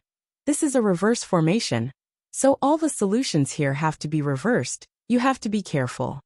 Xiao Xiao understood. It seemed that these two stone lions were also part of the formation. The circular formation was very lethal. As long as it was activated, it would circulate endlessly. The aristocratic families of the East really had a deep foundation. They had their own strengths. If the aristocratic families of the South were said to be righteous, then the aristocratic families of the East could be said to be unorthodox. But both of them were outstanding. Yi Xuanfei looked at Xiao Xiao, who had stopped at the entrance, with a look of admiration on her face. She was proud. She knew that Xiao Xiao would definitely be convinced by her family's strength. Brother Xiao, let's go in. It's quite big inside. I'll show you around. After saying that, she wanted to pull on Xiao Zhao's hand. Xiao Xiao took the opportunity to put his hands into his trouser pockets, avoiding Yi Xuanfei's slender hands. Yi Xuanfei didn't mind. She directly hooked her arm around Xiao Zhao's arm and intimately pulled him in. After entering the gate, what surprised Xiao Xiao was that there was actually a small man-made lake. It was the height of summer, and lotus flowers were blooming all over the lake. The soft and tough round lotus leaves were laid flat together, layer upon layer, squeezing against each other, competing with each other to hold out the tender pink flowers. The thin and straight flower stalks were in full bloom, full and symmetrical. Under the caress of the summer wind, it was like a spoiled young girl, swaying her waist in an alluring arc, silently inviting something. Xiao Xiao glanced over and Yi Xuanfei, who was beside him, let go of him and flew to the side of the lotus pond. She waved at Xiao Xiao and said, "Brother Xiao, come quickly. I'll show you the twin lotus flowers here." As her body danced in the air, her charming waist was like the stem of the lotus flower, smooth and white under the light. As her bohemian long dress danced in the air, she looked like a fairy who was about to fly to the top of the lotus flower. Kong Xiaoming murmured in admiration in the bracelet. This small waist is so charming. Xiao Xiao, why don't you reconsider? Her looks are comparable to Yanran's. I'd rather look at myself than her. Xiao Xiao rolled his eyes and followed. They walked along the lotus pond and walked through a long corridor. There were green pillars and red railings, and they couldn't see the end of it. There were colorful paintings of people, flowers, and sceneries on each side of the corridor. Flowers and trees were planted on both sides of the corridor. One kind of flower hadn't withered, but another kind had bloomed. A gentle breeze blew from the side of the lotus pond. Xiao Xiao felt as if he was walking in the summer palace. He asked Yi Xuanfei, "Did you guys build this to imitate the royal gardens?" "Brother Qiao, you're amazing. You saw the essence of it with one look. At that time, we imitated the royal gardens. You have to know that I'm a princess." Yi Xuanfei winked at Xiao Xiao. "What's so great about being a princess? Xiao Xiao is the crown prince." This time, Kong Xiaoming didn't continue to praise Yi Xuanfei. "You finally said something reasonable," Xiao Xiao complained in his heart. After walking through the winding corridor, Xiao Xiao finally arrived in front of a main house. At this time, it was brightly lit. There were 2 rows of people standing at the door. They bowed their heads respectfully and held their breaths. They were very respectful. The moment Xiao Xiao entered the door, he saw old Master Yi welcoming him with a smile. "Welcome, welcome, Xiao Xiao. I haven't seen you for a few years. I'm impressed." Ha ha ha ha. His hearty laughter drifted through the entire house. Old Master Yi was in a good mood. "Hello, Old Master Yi. I'm Xiao Xiao." Old Master Yi walked over from afar. Although his eyes were full of smiles, he couldn't hide the shrewdness in his eyes. Xiao Xiao obviously felt a wave of pressure coming from Old Master Yi. However, the pressure was fleeting. It didn't really surge toward Xiao Xiao. Instead, it seemed to be a demonstration, a reminder, or a warning. Xiao Xiao was on high alert. This was really a feast at Hongmen. If he really couldn't do it, he would muster up the courage to challenge the false saint realm. As long as he didn't have kidney deficiency, it was fine. The 3 of them sat down in front of a slightly large long table. The table was made of Phoebe Jinnan wood and covered with an exquisite tablecloth. There were silverware of the same color on the table. Every style was different, but when put together, they formed a set of tableware. Everything was very exquisite. The teacup in front of Xiao Xiao looked ordinary. There were no patterns on the bottom of the teacup. However, when the warm tea was poured into it, there was a faint outline of a figure. Xiao Xiao looked at it. Hey, the 12 hairpins of Jinling. There was an endless stream of people serving the dishes. The table wasn't filled with delicious food. Instead, there was only a small plate of each dish. It depended on the taste of the diners. If they only ate a few mouthfuls and stopped eating, someone would immediately remove them. If they didn't eat, they would temporarily put their chopsticks on the table. However, before the next dish was served, that dish would be removed regardless of whether it was finished or not. Xiao Xiao said to Kong Ming and Kong Xiaoming, "You guys give me 120% of your attention. See if there are any elixirs in there. Don't leave me here." Kong Ming and Kong Xiaoming said, "Don't worry, we'll be watching. The dishes look very exquisite. Just enjoy." The sumptuous dishes were naturally accompanied by good wine. The moment the bottle of white wine was opened, a whiff of wine overflowed. It was good wine. Xiao Xiao placed a large cup in front of the table and filled it to the brim. Yi Lao raised his cup and said the opening words. "Xiao Xiao, welcome to our Yi family today. Xuanfei has always mentioned you to me. She said that you are very outstanding. This morning, we 3 Zixuan masters couldn't even fight back. The younger generation will surpass us in time." Xiao Xiao quickly raised his cup and replied, "I was reckless this morning. These masters are very strong. It's just that they aren't in good condition today. Yi Lao, let me give you a toast. Thank you for preparing such a sumptuous meal for me. Xuanfei and I used to be classmates for a period of time. You can treat me as her classmate. You don't have to be so polite with me." These words were very appropriate. Yi Lao felt comfortable listening to them. Yi Xuanfei's face was full of admiration.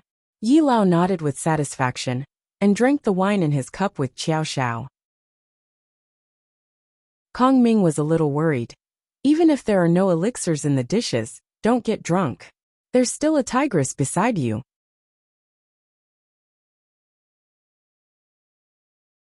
Chapter 213. Come, come, come. Drink some wine and eat some food. Treat this place as your own home. Don't be shy. Don't leave at night. The night view here is pretty good. Since you and Xuanfei are so close, you should interact more. Relationships need to be nurtured. The 2 of you are usually far apart. Now that you've finally met, you should stay for a few more days. I believe that Xuanfei will arrange everything for you. We also have a few businesses that Xuanfei can show you around. This is our Eastern aristocratic family. I hope you'll like it. Old Master Yi spoke like an elder, and was full of sincerity. If Xiao Xiao didn't know about the relationship between the Eastern and Southern aristocratic families, he would have thought that he was a kind old man. Xiao Xiao raised his eyes slightly. Old Master Yi, Xuanfei and I are just classmates. Unexpectedly, Old Master Yi laughed. Xuanfei, it seems like you have to work harder. Xiao Xiao still treats you as a classmate. But I believe that the relationship between classmates is the most sincere. Classmates also know each other the best. So, Xiao Xiao, you two should take this opportunity to get closer to each other. After dinner, this old man won't disturb you. Xuanfei can bring you to our library and elixir room to take a look. There will definitely be something you'll be interested in. Yi Xuanfei was embarrassed by her grandfather's words. She looked at him coquettishly and said, Grandpa, don't scare Xiao Xiao. Okay. Grandpa won't say anything. I'll let you experience it for yourselves. Come. Bring a bowl of very nutritious soup. Xiao Xiao, this bowl of soup is given to all cultivators. It contains elixirs specially made by the Eastern aristocratic family. It's very helpful for increasing one's spiritual power. If you eat it often, you'll be able to break through faster. That's why there are more people in the Eastern aristocratic family than other aristocratic families. It's rare for you to be a guest here. You must try this soup. Xiao Xiao was alarmed. Could the soup be drunk? Would it have any effect on him after drinking it? Kong Ming and Kong Xiaoming looked at the servant next to them. She brought a big jar and scooped out 3 bowls of soup and placed them in front of the 3 of them. Yinran's task force was already on the way to the pharmaceutical company. There were 5 people in the group, led by the company's president directly. There was Sister Hua from the risk control department, 1 person from the audit department, 1 person from the business team, and Yinran, who was in charge of recording and running errands. The pharmaceutical company was in a neighboring city. It took them almost 2 hours to reach the headquarters of the company. As soon as they got out of the car, they rushed to the company without even eating. There were not many people left in the company. Only a few people stayed behind to guard the door. They did not dare to leave. If they did, the police would arrest them directly. A vice president, a finance manager, and an administrator. They were not surprised by the arrival of Yinran's group. The vice president said, "You're late. About 5 or 6 groups of people have already come. The police have taken all the people, documents, and computers that can be taken away. There are also a few groups of people who are staying in the hotel next door. They just did not leave." The few people in the company could only look at each other. It seemed that other people had already swept through this place. They did not know what else could be left for them. "We still want to take a look. What other documents do you have here?" The president said directly. "There's nothing else. There are some documents that were copied too much at that time. We are preparing to destroy them. If you want to take a look, then it's that pile of waste. How about this? We'll leave 2 people here to take a look. The rest of you will go to the police station first." With 1 sentence from the president, Yinran and Sister Hua from the risk control department stayed, while the others went directly to the police station. Yinran saw that several offices were in a mess. She said to Sister Hua, "Sister Hua, I'll collect all the documents first. I think the offices next door also have them." "Okay, I'll take a look at this pile first." Yinran saw that there were several offices next door. Only one of them was locked. She looked at the sign hanging on the door. It was Human Resources Department. It was very strange. Why was only this one locked? Yinran walked forward, took out a hard card, and inserted it into the gap next to the door lock. With a click, the door opened. As Yinran expected, the door lock of the office was not an anti-theft lock. It could be opened with an ID card. The drawers had been rummaged through. The place where Yinran's feet stepped was a mess. She squatted down and looked carefully, hoping to find some clues in the middle. There were office cabinets, desks, and a lot of empty folders in the room. Yinran looked through them one by one. Their task now was to see if they could find traces of the money flow. After all, there was so much money that it could not be spent in a short time. The actual controller had been lost, and the police were also looking for him. If there were clues of the actual controller's escape, it would give a glimmer of hope for the impossible to recover the money. In the pile of trash, Yinran found a roster. It should be the roster of all the employees. The name at the top was the actual controller, Wang Haiyang. Yinran had seen this name countless times in the files. She looked down and her eyes widened instantly. There were several names that she seemed to have seen before. She thought carefully. She must have seen these names before. Yes, it was in the letter left by Huagang. She looked further and a very blurry photo fell out. However, Yinran could recognize this person even if he turned into ashes. It was Yu Tian from the Golden Age nightclub. At this moment, the name of the photo was labeled as Wang Haiyang. Yinran was a little confused. Could it be that Wang Haiyang and Yu Tian looked very similar? Or were the two of them the same person? In any case, there were several people listed on the list in Huagang's letter. This company was not simple. There were actually people from the cultivation world here. Yinran took the list and found the vice president of the pharmaceutical company who stayed behind. She asked him about the origins of these people in detail. These people have not been here for long. They have been here for about half a year. However, they are not on duty all the time. They are all in key positions. The previous employees of the company had some complaints. What about the actual controller, Wang Haiyang? Wang Haiyang was also the person who bought the company's shares 2 years ago. However, the company was developing very well at that time. It was normal for someone to make a strategic investment. Originally, the previous chairman was unwilling to sell it. But one day for some reason he sold it. The price didn't seem to be too high. Then, the chairman said that he was going abroad to retire. Everyone held a farewell ceremony for him, and he went abroad. The company became the new leader of the actual controller. Then what about the new leader? The new leader wanted to expand the company's business. His reason was that the whole industry was thriving. It would be a pity if he didn't take advantage of this opportunity to fly. Therefore, he gave the finance department a very heavy financing plan. It was also at that time that the people you asked about just now joined the company. After that, they were in charge of the financing. We really don't know the details of the implementation. Although I'm the vice president, I've only been in the company for a few days. In the end, I didn't expect to have to take over this mess. Now no one is paying us, and the company's bank accounts are all frozen. However, the police still asked us to stay here and wait for them to finish dealing with this matter. We're really unlucky. The more Yinran listened, the colder her heart became. It seemed that this was a long-planned conspiracy. The purpose was to cheat the loan. From the looks of it, it had succeeded. It seemed that the Eastern aristocratic family's hands were very long. Not only did they arrange people in the pharmaceutical company, but they even arranged people in their asset management company. It was too scary. When the practitioners of the human world didn't care about moral integrity and stretched their evil hands to human beings, who could resist it? Yinran's body was cold, and her hands were trembling. The sense of justice in her heart forced her to do something. However, what could she do now? Right now, she didn't have anyone. She didn't have any money, and she didn't have any spiritual power. She remembered that the only thing he had was his identity token. It belonged to her alone, not the southern aristocratic family. It was not easy to get this token. It was a coincidence that she handled the case well. Her grandfather helped her apply for a medal directly from the higher-ups.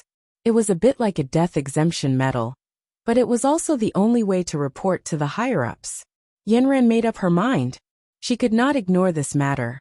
She decided to write an email to the higher-ups as soon as she returned to the hotel at night. She took all the information she collected to Sister Hua's office. The two of them looked for a needle in a haystack. What's the use of this information? It's all old information. The useful ones must have been taken to the police station. Sister Hua complained as she looked. Yinran picked up a pile of data lists. She didn't understand. She handed it to Sister Hua and asked, "Sister Hua, there are so many data and invoice numbers. What are they for?" Sister Hua took it and flipped through it casually at first. However, her expression became more and more serious. "Yinran, do you know what this is? This is evidence of their fraud. It's a list of false value-added tax invoices. Look, they wrote the invoices first, and then canceled them. These bastards are really liars. Yinran didn't understand. Sister Hua, can you tell me in detail what this means? Sister Hua gritted her teeth and said, these bastards. They first wrote value-added tax invoices to create the illusion that they were selling goods. Then, they used the excuse that the tertiary grade A hospital was more powerful, and the hospital would not cooperate to prove the authenticity of the accounts receivable. After this pretense, they naturally proved the hospital's power during the interview. I happened to go to the interview that day. I even secretly took a video. They didn't allow me to take a video at all. Now that I think about it, those two people were probably not from the hospital at all. At that time, they took us to a meeting room with a stamp. There they stamped the list of accounts receivable.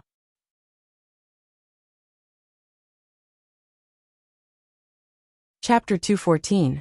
Sister Hua continued. I suspected that the people in the hospital had such a bad attitude, and they seemed to be afraid to show their identity information to you. Now that I saw these invalid invoices, I realized that they were all fake sales, and the contracts were fake. The official seals must be fake too. Yinran, I have a bold guess. We were all cheated at that time. Didn't they take a few of the accounts receivable and send them here? Could it be that they just happened to pick the ones that they didn't fake? Yinran asked her doubts. I couldn't figure it out at first, but now that I saw that they dared to fake it, there was also the inspector who ran away from our company. Everything is clear now, isn't it? They must have colluded with each other. The accounts receivable must have been chosen by them. And they all colluded with each other. In the end, they cheated my company and me. They really deserved to die. So that's how it was. All the chain of evidence was connected in Yinran's mind. First, Yu Tian pretended to be Wang Haiyang and bought the company. Then, several practitioners entered the company and started to make fake invoices together, taking loans from various asset companies. Then, they pretended to be people from the hospital to verify the authenticity of the accounts receivable. Finally, they colluded with the asset companies to verify the authenticity of the accounts receivable. It was possible that the radish seal was fake, the accounts were fake, and the people were fake. Their ultimate goal was to cheat money from the asset companies, which was close to 10 billion. What they were most fearless about was that the human police couldn't catch the practitioners at all, and the whole society was in chaos. After returning to the hotel at night, Yinran thought for a long time and wrote a long email, explaining the ins and outs of the matter very clearly. Then she used her special identity to send the email out. The only thing she could do now was to hope that the higher-ups would recognize the ugly faces of the Eastern aristocratic family and stop them from doing the same thing again. She wanted them to return all the 10 billion that they cheated this time. She didn't know what the chances of success were, but at least she had to try. Even if she didn't have any spiritual power, she still had a sense of mission and responsibility. If she didn't do something, she wouldn't be able to pass this hurdle. When she was done, she looked out of the window at the night sky. It was already late at night. Xiao Xiao didn't call her or send her a WeChat message today, which made her feel a little strange. Usually, he would call her for half a day and send her a WeChat message. He would do all kinds of funny things. He would send beautiful pictures of himself with his big head. Sometimes he would send some sexy pictures of himself. Every time, Yinran would make fun of him. What if he sent the wrong group? Would they cry? Xiao Xiao thought about it later and agreed, so she stopped posting the nude photos. However, she kept throwing baskets after baskets of jokes at Yinran. Every time, Yinran would be amused and the corners of her mouth would be raised high. She wanted to call Xiao Xiao, but seeing that it was already early in the morning, she guessed that he was probably asleep. She would talk about it tomorrow. She was about to turn off the computer when suddenly, a picture popped up in the news feed at the bottom right corner. Xiao Xiao was like a master, walking in front with sunglasses, and behind him was a beautiful girl in a bohemian dress. Between the dress and the top of her blouse, there was a glittering navel ring on her belly button, and little blue stars were faintly discernible. Yinran's pupils shrank suddenly. It was Yi Xuanfei. The background of the picture was very obvious. It was the lobby of a five-star hotel. The headline of the news was, "Confirmed. Xiao Xiao and the daughter of the Yi group spent 4 hours together in a hotel." Yanran thought for a while. She didn't believe a word of the news, but she still felt angry. She took out her phone and sent Xiao Xiao a WeChat message. "Do you want to die?" The bowl of soup in front of Xiao Xiao was milky white. At first glance, it was clear that it had been stewed for more than a few hours. The fragrance wafted in the air, seducing Xiao Xiao's taste buds. Xiao Xiao anxiously asked Kong Ming and Kong Xiaoming in his mind, "Is this soup drinkable?" Kong Ming and Kong Xiaoming looked at each other. "It's all from the same jar. There shouldn't be too much of a problem, right?" Then Kong Xiaoming added, "It's still very simple. Why don't you throw a coin?" Xiao Xiao gritted his teeth.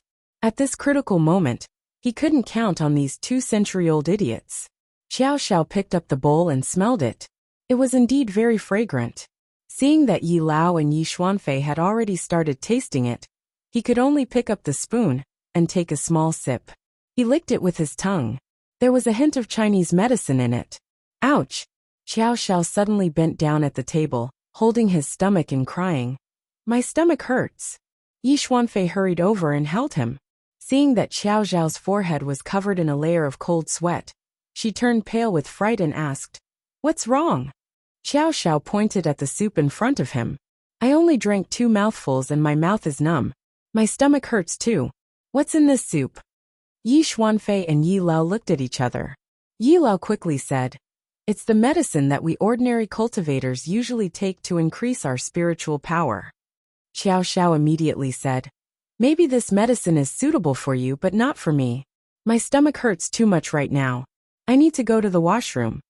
Hearing Xiao Xiao's words, Yi Xuanfei hurriedly helped him up and helped him to the washroom. Once in the washroom, Yi Xuanfei nervously paced back and forth at the door. She heard Xiao Xiao vomiting inside. Grandpa also came over. Yi Xuanfei hurried over. "Grandpa, what's in this soup? Is it just ordinary medicine? How did it make Xiao Xiao vomit so much? People who take this pill for the first time will have some reactions. I didn't expect Xiao Xiao's reaction to be so big. It shouldn't be a big deal. He'll be fine after vomiting. It seems that I have to study his body constitution again. I have to let him get used to it slowly. Also, as I told you last time, I have to add some ingredients to make him loyal to you. Give me some of your blood, so that I can make the pill specially prepared for him." Yi Xuanfei was relieved when she heard that it wouldn't be a big deal. It seemed that she couldn't eat anymore. When Xiao Xiao came out with a pale face, he sat on the sofa and rested for a while. He only recovered after drinking some hot tea. Yi Xuanfei said apologetically, "I'm sorry, Xiao Xiao. I didn't know that your reaction would be so big. The cultivators of the Eastern aristocratic families all take this medicine. They seem to have a reaction too, but they definitely don't feel so bad." Xiao Xiao had only used his tongue to lick it. He didn't really drink it. It was just that the medicine made him feel a little disgusted. He played along and pretended to have food poisoning. Kong Ming and Kong Xiaoming gave him a thumbs up through the bracelet. "Xiao Xiao, you're awesome. Your acting skills are at the level of an award-winning actor." After resting for a while, Yi Lao went back to rest after saying goodbye. Yi Xuanfei stayed by Xiao Xiao's side and kept feeding him hot water and massaging his legs. "Brother Qiao, do you want to go back to your room to rest? Or do you want me to take you to see our medicine storage and library? I'm much better now. Go and get me some fruits. We'll continue today's arrangements in a while." Xiao Xiao directly instructed Yi Xuanfei. He couldn't miss the highlight of the night. His goal was to find the antidote for the spiritual transformation pill. He couldn't let all his previous efforts go to waste. Yi Xuanfei immediately asked the servant to bring some fruits. Now Xiao Xiao knew that the pills had a bitter taste. If the food didn't have a bitter taste, it shouldn't be a problem. He pretended to feel uncomfortable after vomiting just now. He took some sweet watermelon and moistened his throat. "Who made the pills here? What are their effects?" "The pills here are all made by Grandpa. He's at the master level. I learned a little from him when I was young, but it's just the tip of the iceberg. The cultivators under us who ate the pills made by Grandpa improved their cultivation by leaps and bounds." "Are there any side effects?" Xiao Xiao pretended to ask casually. What side effects? Yi Xuanfei's eyes flashed. I usually eat them too. After Xiao Xiao finished all the watermelon on the plate, he stood up and said to Yi Xuanfei, let's go and see the treasury of the Eastern aristocratic families. Under Yi Xuanfei's lead, Xiao Xiao directly got on an electric golf cart. Are you taking me to play golf? No, brother Qiao. It's a little far, so it's more convenient to drive. Isn't it in your courtyard? Yes, our house is connected to the back of the mountain. This large area belongs to our house. Xiao Xiao couldn't help but be shocked. How much wealth and power did the Eastern aristocratic families accumulate to be able to take over such a large piece of land? Sure enough, the golf cart drove for nearly 20 minutes before they reached the entrance of the medicine warehouse. On the surface, there was a very inconspicuous four-story building in front of them. It was very different from the simple and grand decoration of the main house. It looked like an inconspicuous factory. It was gray, and had a small door for people to enter and exit. Yi Xuanfei led Xiao Xiao inside. After entering an inconspicuous small door, there was a large automatic door controlled by artificial intelligence. The door only opened after Yi Xuanfei's fingerprint and pupil recognition. After entering, it was another world altogether. There was a factory with an unobstructed view of almost 2,000 square meters. There were all kinds of experimental equipment inside. And there were also people in white coats and protective suits walking around. Most of the people were either sitting or standing, doing experiments at the table. The smell of all kinds of herbs filled the entire space, which made Xiao Xiao feel a little uncomfortable. Kong Ming and Kong Xiaoming took a deep breath and said to Xiao Xiao, the smell here is more simple. Many of them should be made with ancient formulas. There are a total of 4 floors here. Each floor is our medicine laboratory. In fact, it's like a pharmaceutical factory. This is the most powerful place in our house. Oh, which medicines are produced by you? Have I heard of them? Xiao Xiao asked curiously. Yi Xuanfei pursed her lips and smiled. Brother Qiao, we haven't. Our pills are for the use of our own people. How can we release them to the outside world? Then what are your pills used for? The main purpose is to improve the spiritual power of cultivators, so that they can improve their physical strength as soon as possible, or to give them a boost when they break through, or to directly dissolve the spiritual power, just like what you did to Yanran.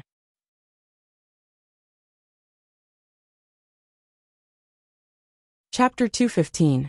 Yi Xuanfei avoided his gaze. Brother Qiao, this is what my grandfather and the others did. I really don't know. This is probably their last resort to fight for territory and power. But they didn't harm Yanran's life. She's living quite well now. Xiao Xiao stared into her eyes for a long time and didn't say anything. He continued to walk forward.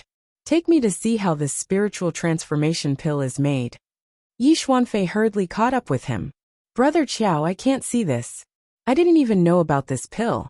And I don't even know where my grandfather made it. No one here knows how to make it. Xiao Xiao also knew that Yi Xuanfei might not know about such an important matter. So he didn't say anything more. He carefully looked through the 1st to 4th levels. And all of them were people producing and concocting pills. It seemed that this wasn't the place he was looking for. Xiao Xiao wasn't interested.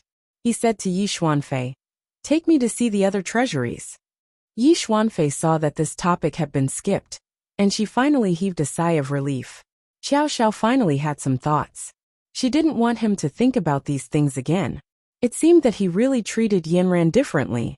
Yi Xuanfei was jealous, but there was nothing she could do. She was flustered and looked at Xiao Xiao's back view with some resentment. Xiao Xiao suddenly turned back and winked at her. Follow me. The bitterness in Yi Xuanfei's heart disappeared in an instant. She happily followed him, and took the initiative to hold Xiao Xiao's arm. Her whole body was almost pressed against his right arm as she walked forward intimately. Xiao Xiao's right arm was a little stiff.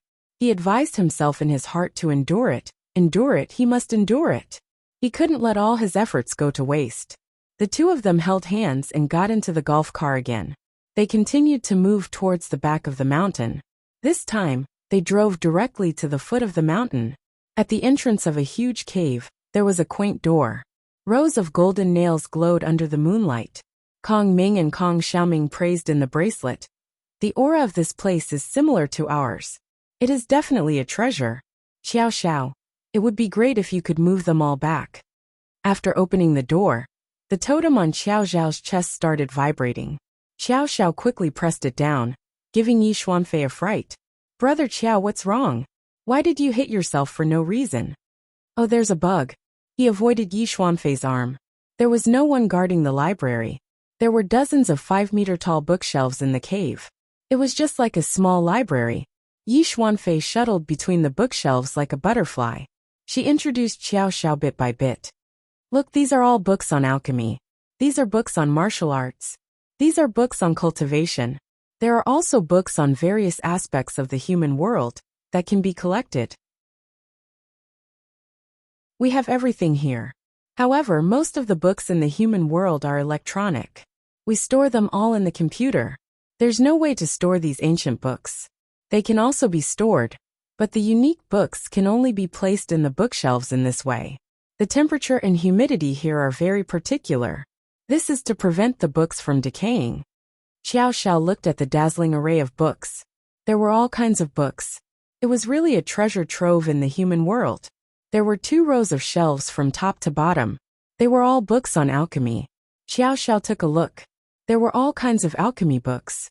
The names were all strange.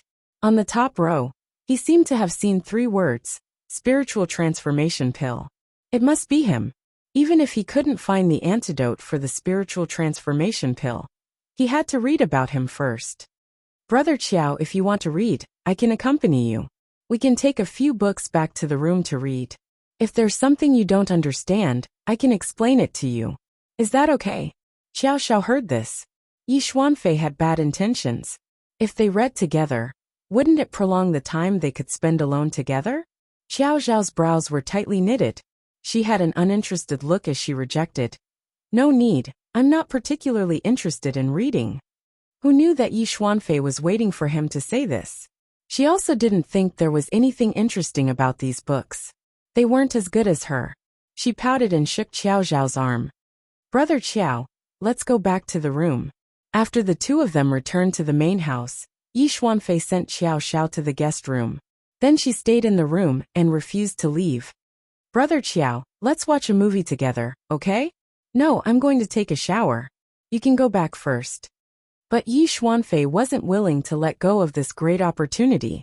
She blinked and said shyly to Xiao Xiao, I'll wait for you. When Xiao Xiao heard this, he felt that Yi Xuanfei had really come to him. He shook off the goosebumps on his body and pulled Yi Xuanfei up from his bed.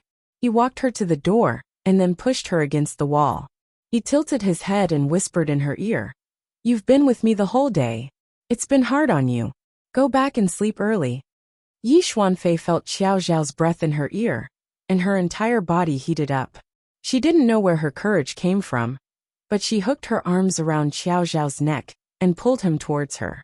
Her red lips were about to touch Xiao Xiao's thin lips, but she didn't expect that in front of Xiao Xiao, there seemed to be a layer of air blocking her. Yi Xuanfei couldn't kiss him no matter how hard she tried. Xiao Xiao had already set up a guard seal in front of him. How could he let Yi Xuanfei kiss him? He opened the door and turned Yi Xuanfei around. Sleep early. I won't send you off. With that, he locked the door. Yi Xuanfei didn't know whether to laugh or cry at Xiao Xiao's flirtatious actions. Only he was allowed to tease her, but she wasn't allowed to tease him? But Xiao Xiao's attitude towards her had indeed changed. At least, he was now willing to take the initiative to tease her. It seemed that the Eastern aristocratic family had left a good impression on Xiao Xiao. His balance was slowly tilting towards her. She stood in front of her dressing table and touched her ears that were still burning. She recalled Xiao Xiao's faint touch and couldn't resist at all. She cupped her cheeks with both hands. They were as red as fire and as beautiful as flowers. It was late at night. Occasionally, the croaking of frogs could be heard in the mansion of the Eastern aristocratic family. Everyone was asleep, and only a few servants were on night patrol. Once night fell, no one dared to move around the entire mansion. This was because the Eastern aristocratic family's array formation had been activated. If anyone barged in and entered this array formation, They would never be able to escape. And in this moonless and windy night, the handsome man who had snuck into the night quietly opened the window of his room. He flew down from the 3rd floor like a great bird spreading its wings. He didn't cause any disturbance. He was covered in a layer of demonic aura, which was suitable for walking in the dark. Xiao Xiao followed the route in his memory and went directly to the library. In the elixir storage room, he looked carefully but didn't see anything. Such an important elixir wouldn't be placed in a conspicuous place. On the contrary, the library was a relatively secret place. Even if there was no antidote, at least there was a book about the panacea that he had seen before. Kong Ming and Kong Xiaoming supported his guess. The antidote might be in Yi Lao's bedroom, or in another place where treasures were hidden. This courtyard was too big. It would be very troublesome to search everywhere. It was better to read the introduction of the panacea first. Xiao Xiao walked very fast. Since his demonic aura had increased by leaps and bounds, his skills in all aspects had improved. He raised his speed to the extreme, and soon saw the door of the library. At night, the door of the library was hidden in the depression of the mountain. It was glowing with a bleak red light. At the door, Xiao Xiao's totem shook quickly. It was even stronger than when he came in at night. He took out the totem on his chest. A strand of demonic aura wrapped around him, and let it fly into the air. It slowly rotated clockwise above Xiao Xiao's head and forehead. Gradually, the totem turned into a circle of small golden swords. The arrowheads were extremely sharp, and as thin as cicada's wings. They formed an ancient pattern. The torrential spiritual power brought out by the totem rushed toward the door. The whole door was under the impact of the spiritual power. It was like the door was about to ripple and deform.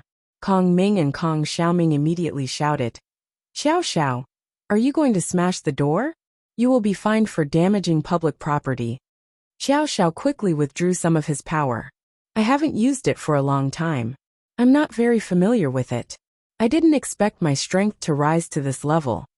Then he held his breath and focused on the totem. He changed the direction of the rotation of the totem. The reverse circulation array could only be solved in reverse. He said softly, "Break." A few small golden swords flew toward the door with irresistible force. With a few popping sounds, the array on the door broke. After a long while, Xiao Xiao didn't move. After the array was broken, he still couldn't enter.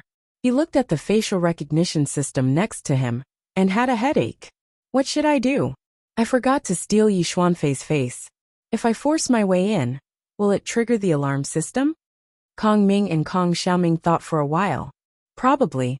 They didn't expect that the ancient array would be so difficult to break through with modern equipment. Xiao Xiao carefully looked at the switch of the facial recognition system. He found that there were only 3 cameras on it, and not the usual 4 cameras with 3D recognition technology. His heart skipped a beat. Could it be an old model or a fake? He remembered reading in a book that some facial recognition technology could be cracked through with photos. He studied it carefully.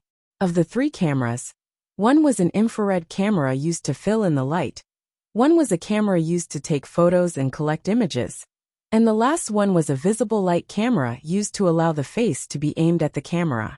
He took out his phone and opened Yi Xuanfei's WeChat Moments. He took a clear photo of her face and moved it up and down in front of the facial recognition camera. He heard a clear voice in the dark night. Verification successful. Yay! Xiao Xiao, you didn't learn computer science for nothing. You can do this. Kong Ming and Kong Xiaoming cheered for Xiao Xiao when they saw that he had successfully cracked the array. Xiao Xiao was proud. He put away his phone. Your brother Qiao, I didn't read so many books for nothing. Xiao Xiao slowly pushed the door open. A trace of cold air seeped into his skin. Kong Ming and Kong Xiaoming were rolling around excitedly in the bracelet. Xiao Xiao, this is really a treasure trove. You have to take all of them away. Xiao Xiao ignored them. She walked over to the shelf of medicinal pills and saw the spiritual transformation pill at the top. She reached out to grab it, but at that moment, something unexpected happened.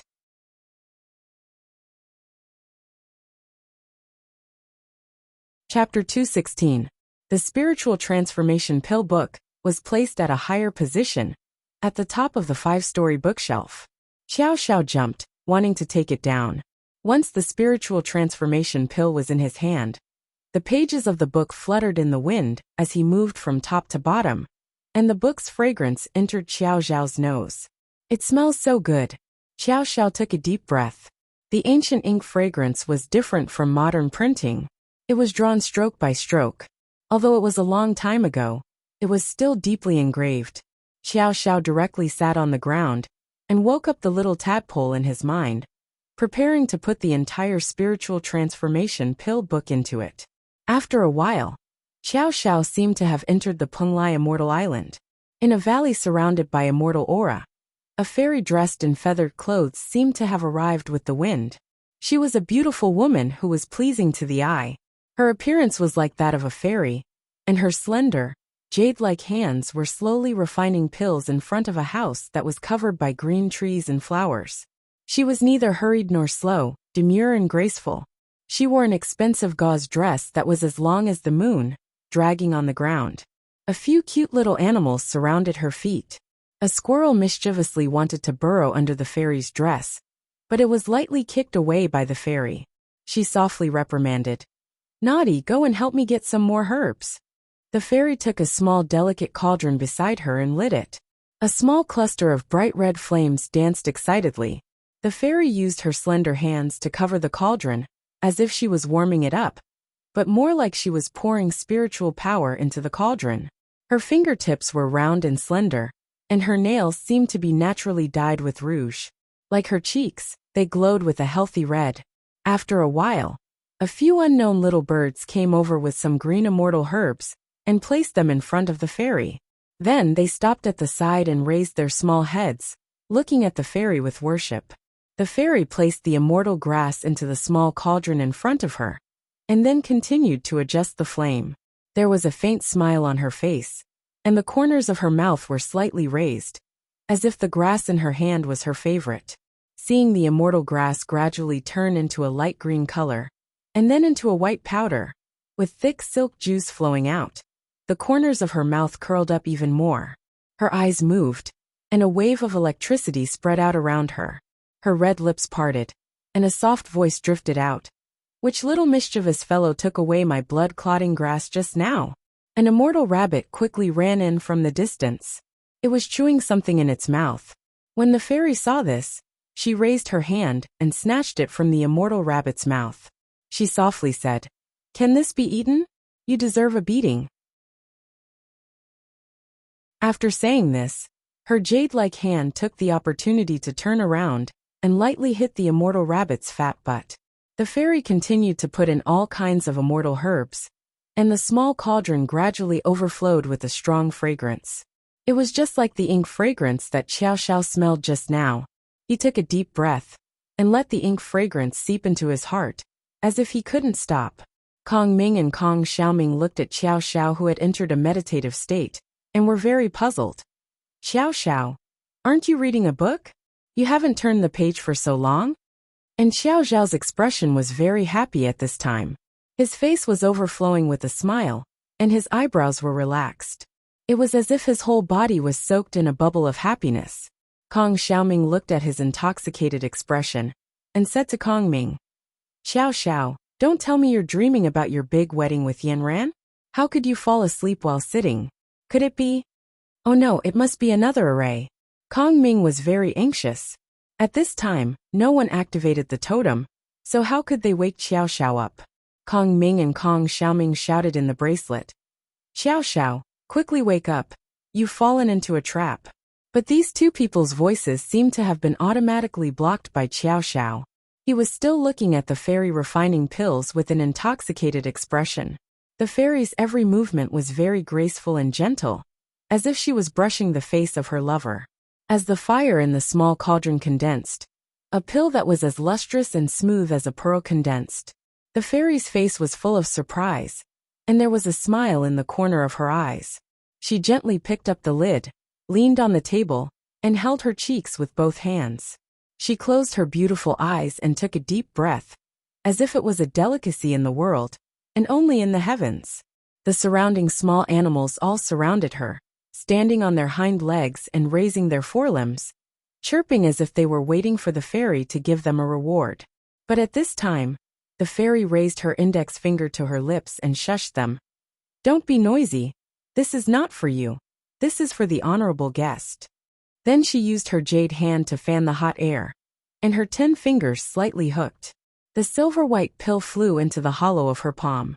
The beauty was like jade, and her palm was like mutton fat. The slightly raised orchid fingers of her right hand lightly stroked the pill in the hollow of her left palm. She slightly turned her wrist, and her thumb and index finger were already pinched together, as if it was a pearl emitting an immortal aura. The fairy slightly raised her eyes, her beautiful eyes flowing with hope, and said slowly and seductively to the air in front of her, "Come, eat it. I specially refined this for you. After eating it, your spiritual power will greatly increase, and you will be able to cross mountains and rivers, crisscrossing paths, and grow wings on this immortal island, flying freely." Xiao Xiao knew that this fairy was talking to him. At this time, in his eyes, the fairy was demure like a flower shining on water. It was undoubtedly the most beautiful and elegant scene in the chaotic mortal world. Her beauty was so flawless, so beautiful that it was so otherworldly that it made the world lose its color. She was so beautiful that it was indescribable, giving people a feeling that she was unattainable. The most important thing was that he seemed to see Yanran in her body. He couldn't help but open his thin lips, wanting to welcome the grace bestowed by this fairy. He watched as her slender jade hand was about to cross thousands of mountains and rivers, and directly send the pill into Xiao Zhao's mouth. Kong Ming and Kong Xiaoming were still jumping up and down, trying to arouse Xiao Zhao's awareness. He must have been bewitched by something. This place is so strange. Not only is there a formation, but there is also a hallucinogen. The pill had already touched his lips, and Xiao Xiao stretched out his spirit tongue, wanting to suck it into his mouth. Kong Ming and Kong Xiaoming were stunned at this time, and Xiao Xiao stuck out his tongue with an intoxicated expression. "Don't be stupid, right?"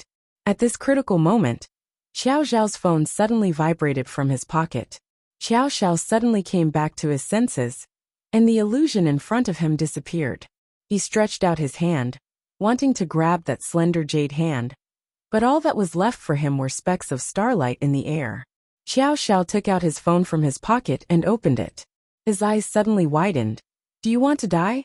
Seeing that it was Yanran's WeChat, Xiao Xiao suddenly panicked. However, he was currently doing something unspeakable in the middle of the night, so he couldn't make the call. But why would Yanran say this sentence? Soon, the notifications of major news outlets solved his doubts. The overwhelming news had been fermenting on the internet. Xiao Xiao looked at the skyscrapers under his name on Weibo, and they were all questioning whether it was true or not. "Wild Summer, Brother Qiao, where is the treasure in your hand? Is it her? My heart is broken beyond words. Rampage Devil, Brother Qiao, has there been a change of person? This is very flirtatious. Look at that belly button ring, it's exciting. Fantasy Journey to the West, is it true or not? Is my brother Qiao not pure? Where did time go? Brother Qiao, is this Huanghai? I'll fly over to see you immediately. Pomelo blooming, my heart is broken. My brother Qiao should only exist in heaven. Who is worthy of him? Dream of the land, Brother Qiao, isn't 4 hours a little too short? It's at least 4 days and 4 nights. Love beating eggs. Brother Qiao, are you the one who took the initiative or the belly button ring? It looks ordinary. Qi on the door frame. Brother Qiao, I don't believe this is true. How is she worthy of you? Shocked to the end. Brother Qiao, I don't believe this is true. How is she worthy of you +1? Flying in June. Brother Qiao, I don't believe this is true. How is she worthy of you +2? Before Xiao Xiao could take a closer look, Zhang Daong and Jing Shu's calls came in. He hurriedly hung up. At this moment, he couldn't answer them at all. He didn't have much time to stay in this mysterious place. He just gritted his teeth in his heart. This Yi Xuanfei is just looking for trouble. Kong Ming and Kong Xiaoming saw that Xiao Xiao had finally regained his consciousness. The two of them heaved a sigh of relief, but then they saw Xiao Xiao standing up and preparing to leave. They panicked. Xiao Xiao, where are you going? Have you finished reading the book about the spiritual transformation pill? After being reminded by the two of them, Xiao Xiao finally remembered the purpose of his visit. He was already delirious just now. He looked at his phone, and then at the book on the ground. Forget it. I'll apologize to Yanran tomorrow. I'll finish my business today. Kong Ming hurriedly reminded him. Xiao Xiao, were you bewitched just now? We couldn't wake you up no matter what. Xiao Xiao finally came to his senses and broke out in a cold sweat.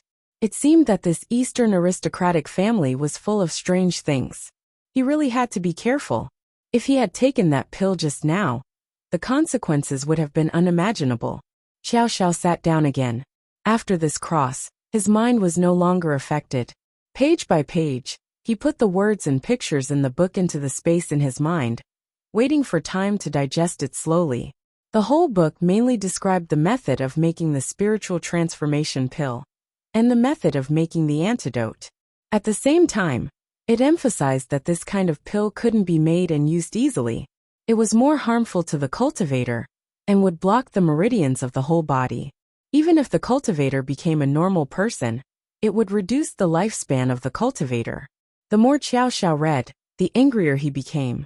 It was simply a tyrannical poison. It even wanted to kill Yanran. It seemed that he had to find the antidote, but he didn't know how to make pills. What could he do? Could it be that he had to force Yi Lao? Xiao Xiao estimated that his level hadn't reached the Saint Void stage yet. If he rashly fell out with Yi Lao, the result wouldn't be good. Alas! Xiao Xiao sighed. It seemed that he had to plan for the long term. After finishing, Xiao Xiao quickly returned the spiritual transformation pill to its original place. Just as he was about to leave the library, he turned back and chanted the incantation. He activated the totem, and directly dispelled the small formation in the original circulation formation. Xiao Xiao felt happy. Who asked you to harm people again in the future? And that bullshit alchemy fairy. No matter how beautiful she is, she can't be compared to my Yanran. Then he went back to his room.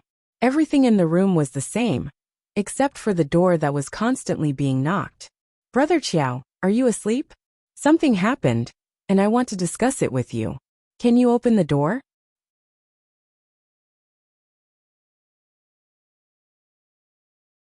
Chapter 217. Xiao Xiao hurriedly changed into his pajamas, messed up his blanket and messed up his hair. He pretended to be sleepy and opened the door. He covered his mouth and yawned. When he saw Yi Xuanfei's appearance, his eyes almost popped out of their sockets. This woman really dared to wear it. It was a pink silk dress that only reached a little below her thighs. This time, it didn't reveal her belly button. But other than that, there really wasn't anything else. Xiao Xiao slammed the door and said through gritted teeth, "Put on your clothes before you come back." Yi Xuanfei looked at herself and pursed her lips into a smile. She had done it on purpose. It seemed to be effective. She went back to her room and put on a cardigan. She looked at herself in the mirror. Her long legs were perfect, charming and alluring. When Yi Xuanfei knocked on Xiao Xiao's door again, Xiao Xiao finally let her in. The two of them sat on the sofa. Yi Xuanfei looked at Xiao Xiao's sleepy face. He looked harmless, like a kitten that needed to be comforted. She suppressed the desire in her heart and gripped the phone in her hand tightly. She lowered her head like a child who had made a mistake. "I'm sorry, Brother Qiao, we were photographed." But there wasn't any real regret in her words. Instead, there was a trace of joy. Xiao Xiao pretended to have just found out, and was still a little confused. What was photographed? Yi Xuanfei took the opportunity to sit beside Xiao Xiao. She leaned closer to him, and raised the phone in her right hand in front of Xiao Xiao's eyes while her left hand secretly touched Xiao Xiao's thigh. Xiao Xiao felt disgusted. He pushed Yi Xuanfei's hand away and took the phone. He looked at it carefully, and then threw it back to Yi Xuanfei. "I'll get the company to officially refute the rumors. You get Jiutian Entertainment to do the same." Yi Xuanfei wasn't going to give in so easily. "Brother Qiao, why don't we just make an official announcement?" Xiao Xiao really wanted to give Yi Xuanfei 2 tight slaps. "Official announcement? I only promised you that I would come for an inspection. I'm still considering it. Why are you in such a hurry to make an official announcement?" Xiao Xiao's words were a little harsh. Yi Xuanfei bit her lips and felt a little stifled. She wanted to say something, but Xiao Xiao continued. We'll see how you perform tomorrow. I don't want to see so many rumors online. After saying that, he went to call Zhang Daong and Jing Shu back. Yes, it's not the gossip in the news. We met by chance in Huanghai City. I live alone, and we met in the lobby.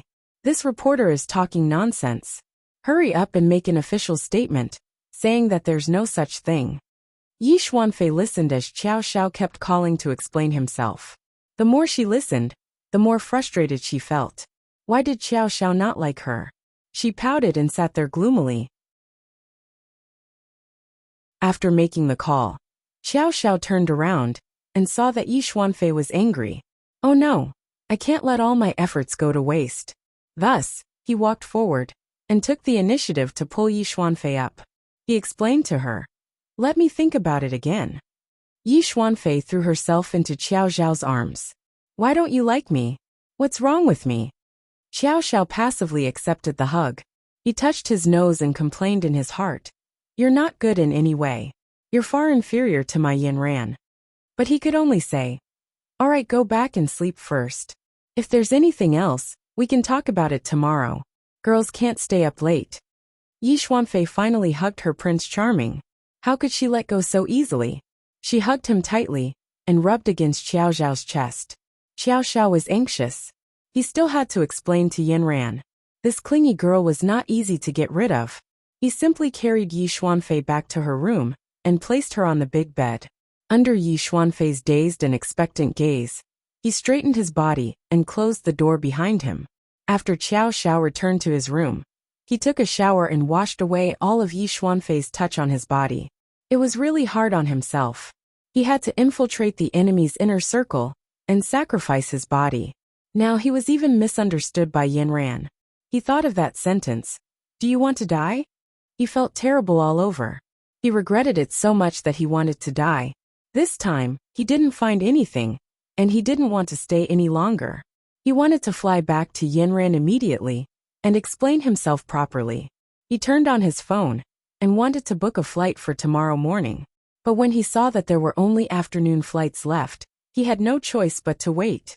The next morning in a huge office, the email box was opened. An email signed by an ordinary member of the cultivation cohort was listed on it. It was sent in through a special channel, and the content was shocking. The owner of the office was about 40 years old. He had a bright and mature face with sharp and cold features. His thick eyebrows were slightly raised, and under his long and slightly curled eyelashes were dark and deep eyes. He exuded the charm of a mature man. At this moment, he had been staring at this email for a full hour. The crime in this email was enough to catch someone and kill them 100 times. He knew everything clearly, because he was the one who ordered old Master Yi of the Eastern aristocratic family to do it. He was Zhou Jiutian, the current leader of the cultivation cohort. He was a heavyweight, and others respectfully called him Minister Zhou. After so many years of cultivating an honest image, he successfully became the manager of the cultivation cohort. When he had this secret weapon, he realized that the size of his dream was the same as the size of the world.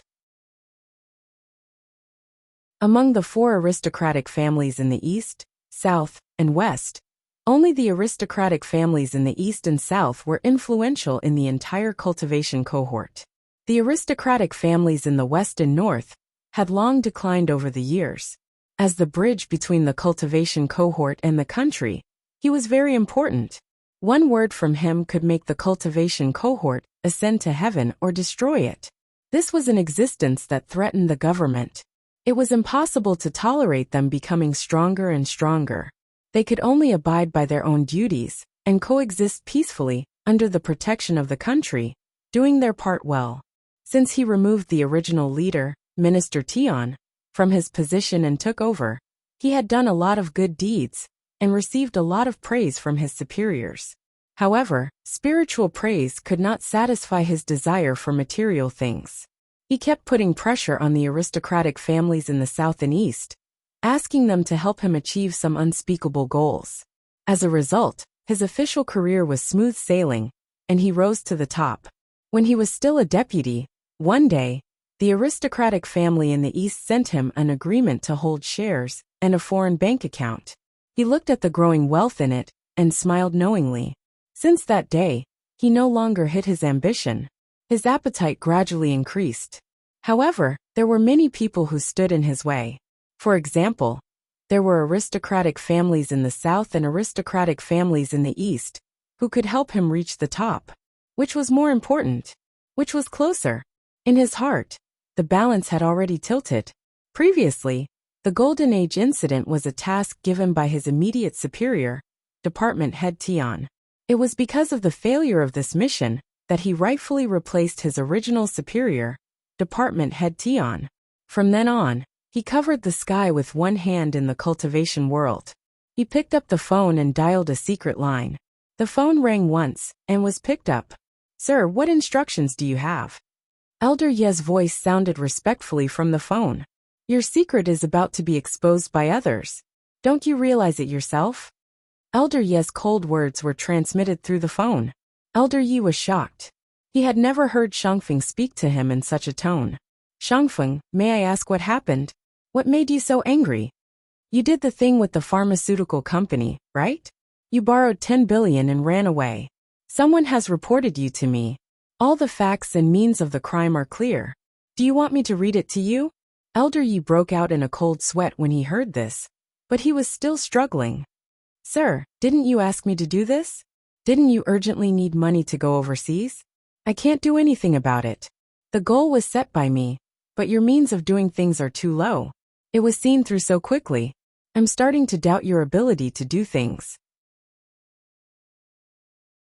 If you can't do it, I can still replace you." The powerful words hit old Mr. Ye's head one by one, making him dizzy. "Boss, don't worry. Can you tell me who reported it? I'll go and deal with it quickly. If I knew, would I still look for you? There must be a mole among you. Hurry up and investigate. If you don't give me an explanation for this matter, you don't need to be an elder of the cultivation cohort anymore." Elder Yi kept wiping his sweat. This was a cooperation with Yu Tian at the time. Mr. Yu is not from the cultivation cohort. Could it be that he leaked it? "I don't care if you are Mr. Lu or Mr. Ma. I'm just telling you that you must not leave any trouble for me in the future. All the people who know about it must be silenced. Also, think of a way to quickly transfer the money to my overseas account. The longer I stay in the country, the more danger I will be in." Yes, I understand. Sir, don't worry. I'll do it immediately." After Elder Yi hung up, he immediately got someone to inform Yu Tian. It was an urgent matter, and they had to discuss it quickly. Xiao Xiao couldn't sleep well at Yi Xuanfei's house. He didn't feel at ease either. He woke up early in the morning, and when he opened the door, he heard Yi Xuanfei talking to someone in her room. Xiao Xiao listened carefully, and heard Yi Xuanfei scolding the servant in her room. "You can't do anything well. What do I need you for? Go to your room and kneel. You're not allowed to eat lunch.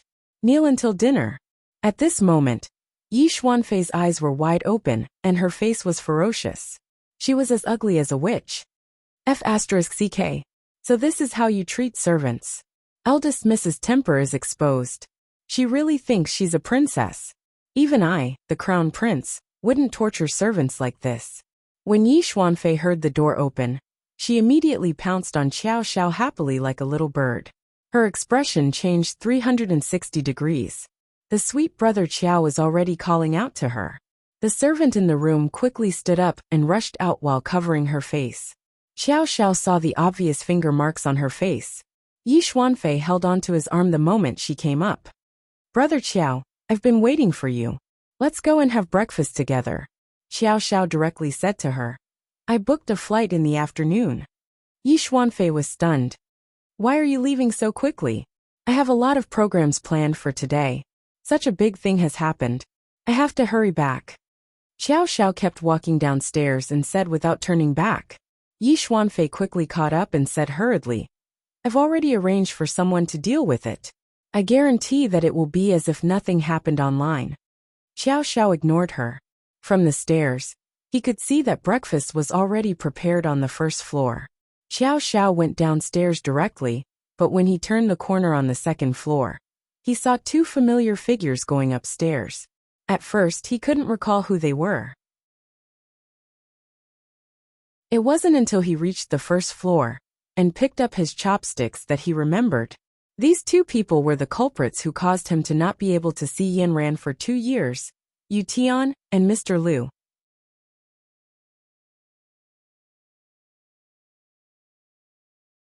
Chapter 218. Xiao Xiao asked Yi Xuanfei casually, "Who were those two people?" Yi Xuanfei was still thinking about Xiao Xiao's departure. She replied absent-mindedly, "Grandpa's friends." Xiao Xiao knew what was going on. After breakfast, he asked Yi Xuanfei to send him back to the hotel. Yi Xuanfei stayed in Xiao Xiao's room and refused to leave. Xiao Xiao said, "If you don't leave, I won't even consider it." Yi Xuanfei couldn't bear to leave, but she couldn't do anything when she saw Xiao Xiao's determined gaze. Before she left, she hugged Xiao Xiao tightly and whispered in his ear, "I'll be an exchange student next semester. I can go to school with you." Xiao Xiao was stunned when he heard this. He thought to himself, "She's really haunting me." After Yi Xuanfei left, he immediately disguised himself and took a taxi back to the Yi family's gate. He asked the driver to wait for the two people who had harmed him to come out. The driver looked at Xiao Xiao and saw that only his eyes were visible. His head was wrapped tightly with a scarf. "Brother, are you going to do something bad? Don't drag me down with you." Xiao Xiao touched his nose. Was it that obvious? He threw him 1,000 yuan. "I won't do anything bad. I'll get off when we reach the destination." In the end, he and the driver waited for almost an hour before the two people finally came out. Old Master Yi personally sent them out. It was obvious that he valued them. The two of them got into the car and drove towards the city. Xiao Xiao immediately asked the driver to follow them from afar. What a coincidence. The two of them were staying in the same hotel as Xiao Xiao. They came back after making a detour. Xiao Xiao pulled down his scarf at the front desk and revealed his charming smile. He asked the girl at the front desk, "Those two people are my friends. I want to give them a surprise. Can you tell me which room they're staying in?" The girl looked up and was stunned. A scream rang through the hall. Everyone looked in the direction of the sound. Xiao Xiao was shocked. He quickly reached out to cover her mouth. The girl had already covered her mouth and stamped her feet with a red face. "Xiao Xiao, you're Xiao Xiao." Xiao Xiao's forehead dripped with cold sweat. So she was his fan. He repeated his question. He blinked his right eye and gave her a flirtatious look. The girl seemed to have been pressed. She quickly searched on the computer. Her mouth like a machine gun, she spouted out all the information about the two. After that, she asked with a red face, "Can I have your autograph?" Xiao Xiao got the answer and was in a good mood.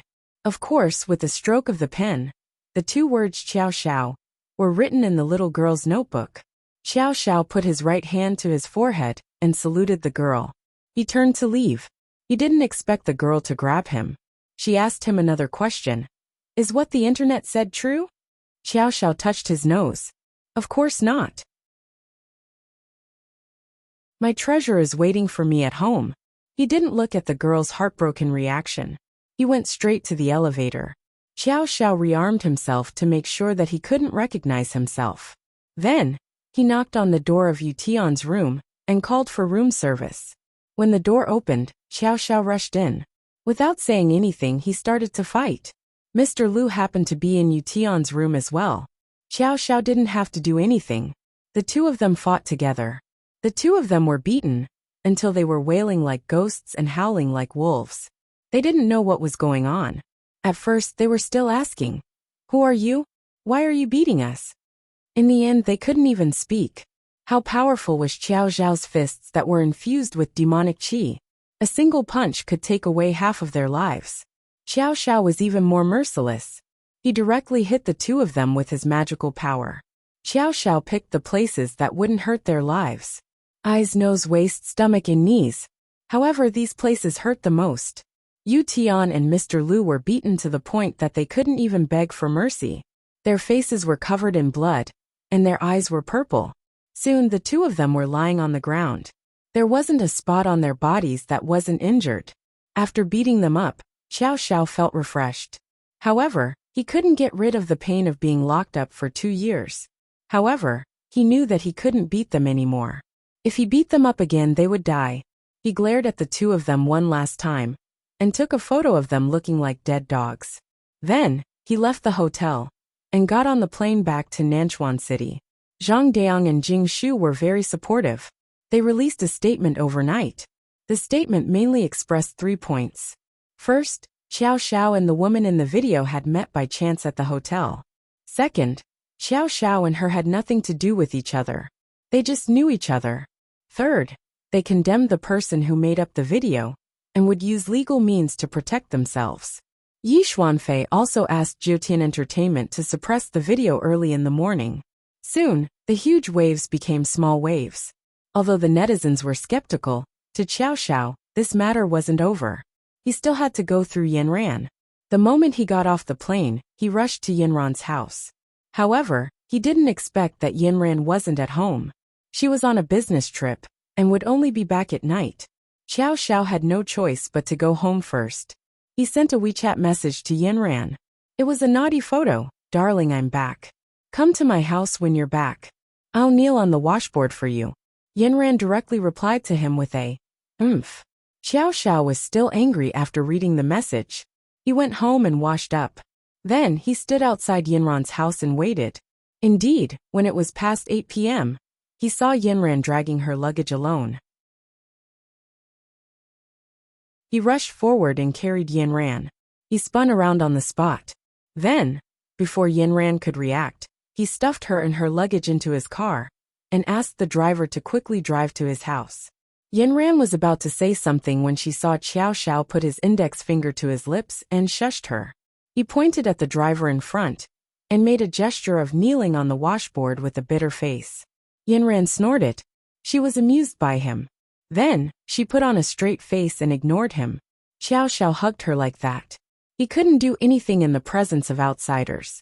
However, Xiao Xiao had already thought of a plan to make Yanran forgive him. Even if he had to sacrifice himself, he couldn't let Yanran mind at all. After getting out of the car, Xiao Xiao carried Yanran back to his room like a gust of wind. Once the door was closed, Xiao Xiao put Yanran on the sofa. He plopped down on Yanran's knees. He blinked his big wet eyes and raised his right hand. Yanran, I was wrong. Hit me. Yanran didn't know whether to laugh or cry. She put on a straight face. What were you wrong about? I shouldn't have lied to you. I shouldn't have not told you what I was doing. Speaking of this, Yanran was really a little angry. Why did you go look for Yi Xuanfei? I wanted to go. I wanted to find the antidote for the spiritual transformation pill. But I couldn't find it. Xiao Xiao lowered his head in shame. Yanran didn't expect such an answer. She looked into Xiao Xiao's eyes. They were sincere, but there was also a trace of guilt and worry. She bent down and held Xiao Xiao's face with her hands. And then you used the honey trap? Cough cough. No, Yanran. He quickly swore. I'm a virgin. I definitely didn't use the honey trap. If you don't believe me, you can check. With that, he took the initiative to take off his clothes. Yanran pressed him down and hugged his head. She said in a muffled voice, "Don't do this kind of thing in the future. It's too dangerous." No, Yanran. Although I didn't find the antidote this time, I know that this spiritual transformation pill is harmful to the body. It will reduce your lifespan. I must find a way to help you find it. Xiao Xiao said in rapid succession. They're too powerful. You can't fight them alone. Yanran calmly stated this fact. I have to fight even if I can't. Yanran, you used to protect me. Now it's my turn to protect you. Xiao Xiao had said this sentence more than once. She didn't think that he would not only say it, but also actually do it. Yanran's heart was moved. She pulled Xiao Xiao up. Tell me in detail. What's the situation now? Xiao Xiao told Yanran about his experience this time. The more Yanran listened, the more scared she became. Her expression was serious. She didn't think that the cultivation world had already turned them into a tool to amass wealth. There must be something wrong with their pills. She was wondering why so many cultivators were willing to be bewitched by them. Moreover, the speed of their advancement was so fast. It was really shocking. I guessed the same. They have a 4-story pill factory that is constantly producing pills every day. I don't even know what kind of pills they're producing. They tried to give me a pill. I almost fell for their trick. Fortunately, I pretended that I wasn't used to it and threw it up. Xiao Xiao patted his chest and showed off to Yinran. Yinran heard Xiao Xiao say it casually, but she knew that the danger was not small. She didn't want to lose Xiao Xiao, or let Xiao Xiao be harmed by them. Also, Yinran, this time you must praise me. I helped us get revenge. Xiao Xiao proudly took out his phone. Look, do you still recognize these two people? In Xiao Xiao's phone, there were two unrecognizable figures lying on the floor of the hotel room. Their faces were covered in blood, and their bodies were curled up. They looked like they were in great pain. However, the outline of their faces was vaguely familiar. Yinran said uncertainly, Did you beat them up? Who are these two people? Could it be? Yinran couldn't believe it, and instantly became excited. Xiao Xiao opened his big bright eyes and gritted his teeth. Yes, they are the two people we followed last time. They are also the culprits who caused me to be separated from you for nearly 2 years. Yinran suddenly stood up from the sofa and excitedly hugged Xiao Xiao's face. She kissed him fiercely. Xiao Xiao, you are really my lucky star. Tell me, where are they now? Xiao Xiao was dizzy from the sudden kiss. His Yinran had never been so proactive. His eyes were round, and his face was red with excitement. They should still be unconscious in the hotel.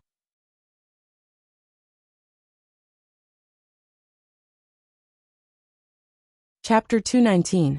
After Yinran got the exact information, she immediately picked up the phone and called the police. Police comrade, the actual controller of the missing Leifeng Medicine Company, is currently in Leifeng Hotel room in Huanghai City. Please send someone to the scene as soon as possible. At the same time, she also informed the police of the task force of this information, and also reported it to the company she interned at as soon as possible. After doing all this, Yinran picked up her bag and said to Xiao Xiao, You rest early, I'll go back first, I still have things to do. After saying that, she left like a gust of wind, and Xiao Xiao was dumbfounded behind him. His hand stretched out a long way, but he couldn't catch Yinran's back. That's it. Who said absence makes the heart grow fonder? Where's my new husband? The police's speed was very fast, but when they saw the two people who were beaten beyond recognition, they all felt a chill. Now they couldn't take them to the police station. It was better to send them to the hospital first. However, this discovery was really satisfying, and it gave a major breakthrough to the nearly 10 billion loan fraud. Elder Yi was still in the dark. After he and Mr. Liu handed over the orders from the top, he thought that everything was going according to plan. Until half a month later when he saw the news, he knew that everything was screwed up. The Leifeng Medicine Company loan fraud case that shocked the whole country has been announced to be solved. The actual controller Yu Tian and the mastermind Lu Feng have been arrested by the police. Most of the stolen money has been recovered. This is an organized and premeditated criminal gang. The means of committing crimes are hidden. The case is particularly important. Please strengthen the supervision of the relevant regulatory authorities. Elder Yi looked at the special number that kept jumping on his phone. He had a headache. He didn't even know the specific details. How did Yu Tian and Mr. Liu get arrested? For the first time, the old man of Shengsu felt that the world was a fantasy. He trembled and pressed the answer button. Department head Zhou's roar was deafening. What's going on? What's going on? Where did the money go? Elder Yi took the phone away from his ear. I'll go check immediately. I'll go check immediately. What's there to check? Minister Zhou's exasperated voice was heard. Hurry up and find a way to shut these two people up. If you and I are implicated, I will take your lives. Minister Zhou then added fiercely, think about it carefully. If the cultivation world threatens the country's security, is there a need for you to exist? I remember that you have a spiritual transformation pill. Do you want to use it on yourself? Old man Yu was sweating all over. He hurriedly said, I'll deal with it right away. Don't worry, there won't be any more mistakes.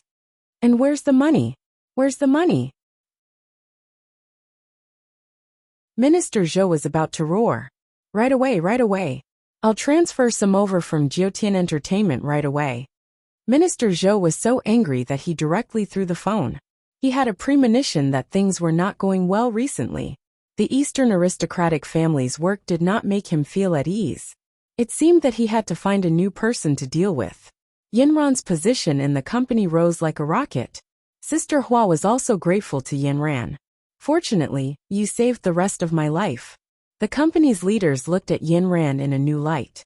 In addition to her performance during the internship, they directly threw out an olive branch and asked her to work in the company directly after graduation. They also directly gave her a bonus of 20,000 yuan. When Yinran received her first salary, she thought that it was time to buy a gift for Xiao Xiao. After all, it was Xiao Xiao who made a great contribution this time. Today was the last day of her internship. Yinran stayed on her last shift and got off work on time. She looked at the extra 20,000 yuan in her bank card and directly asked Xiao Xiao to have a meal together. When Xiao Xiao heard that Yinran wanted to treat him to a meal, he was overjoyed. When he met people in the company, he said, "Today my goddess got her first salary. She wants to treat me to a meal." His smug look was as if his tail was about to reach the sky. Jing Shu finally knew that her boss's goddess was his high school classmate. Her heart was broken, but when she saw her boss's love for his goddess, she resolutely changed from a girlfriend fan to a mother fan. She repeatedly told Xiao Xiao, "You must be well protected. Don't let others take any photos." But she did not expect that Xiao Xiao waved his hand. "I've been wanting to announce it for a long time. I can't wait for them to take photos." Xiao Xiao waited until Yinran got off work. He had been waiting in the car downstairs for almost an hour. Seeing Yinran come out, he quickly opened the car door and welcomed her in. Then, he held 999 roses in front of Yinran. "Congratulations to my goddess for getting her first salary." His eyebrows were curved and he was full of smiles. "This time, most of the credit goes to you. Tell me, what do you want to eat? I'll treat you." "I want to eat you," Xiao Xiao said in Yinran's ear. His hot breath wrapped around Yinran's ear, making her face turn red immediately. Yinran softly reprimanded, "Sit down." But the ending tone was obviously coquettish. Xiao Xiao sat sideways and said, "I'll listen to my goddess's arrangement." Yinran pursed her lips and smiled. "I heard that there's a new restaurant that seems to be quite delicious. Let's go and try it." Yinran directly took him to the most luxurious high-end shopping mall in Nanchuan City. She had reserved a seat in advance. After the two sat down, Yinran said, "My bonus is 20,000 yuan. Don't overorder it. How can I let my goddess treat me?" Yinran, remember, in the future, I'll make money for you to spend. You can use it however you want, as much as you want. Yinran did not hold back anymore. She directly picked up the menu and began to order. Xiao Xiao looked at Yinran, who was opposite her. She seemed to have specially dressed up today. Her willow eyebrows were slightly raised, and her almond-shaped eyes were smiling. She had put on some makeup on her originally fair face, and her beautiful eyes were slightly charming. In Xiao Xiao's eyes, Yinran's smile and frown, her annoyance and her tantrum were innumerable scenery. It was as if the surroundings had become a foil. The waiter's question, the movement of serving the dishes, and the collision of the dishes on the table could not break Xiao Xiao's infatuated gaze. Yinran finished ordering and waved her right hand in front of his eyes. "Are you stupid? Yinran, I find that you're getting more and more beautiful. You're getting more and more talkative. I'm not as beautiful as you." Xiao Xiao held Yinran's right hand and kissed it. "This is different, Yinran.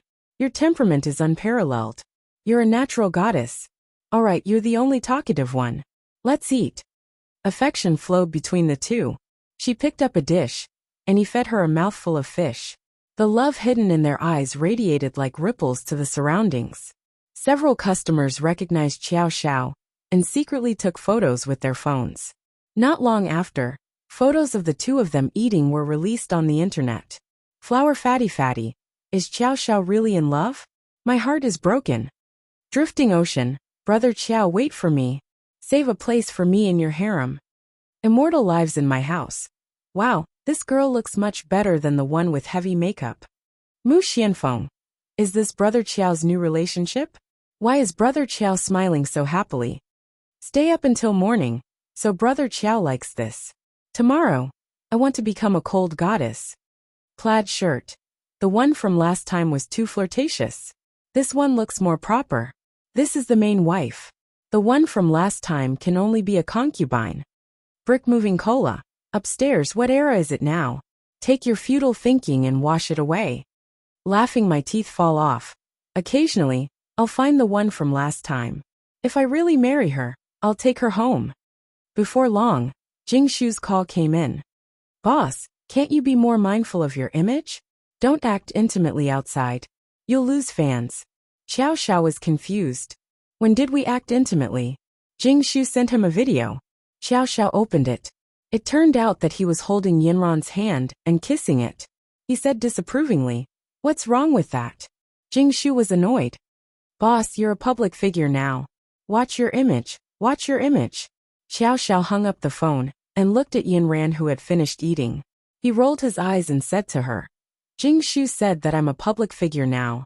The video of us eating has been posted online. She suggests that we don't show our faces in public. Let's go to my house. I found a good movie, and I'll introduce it to you. Yinran was hesitant. Every time she went to Xiao Zhao's house, she had to find a way to get away. It was becoming a headache for her. Seeing her hesitation, Xiao Xiao immediately raised his right hand and swore. As long as you say it, I'll take you home at 11 o'clock. Just one movie.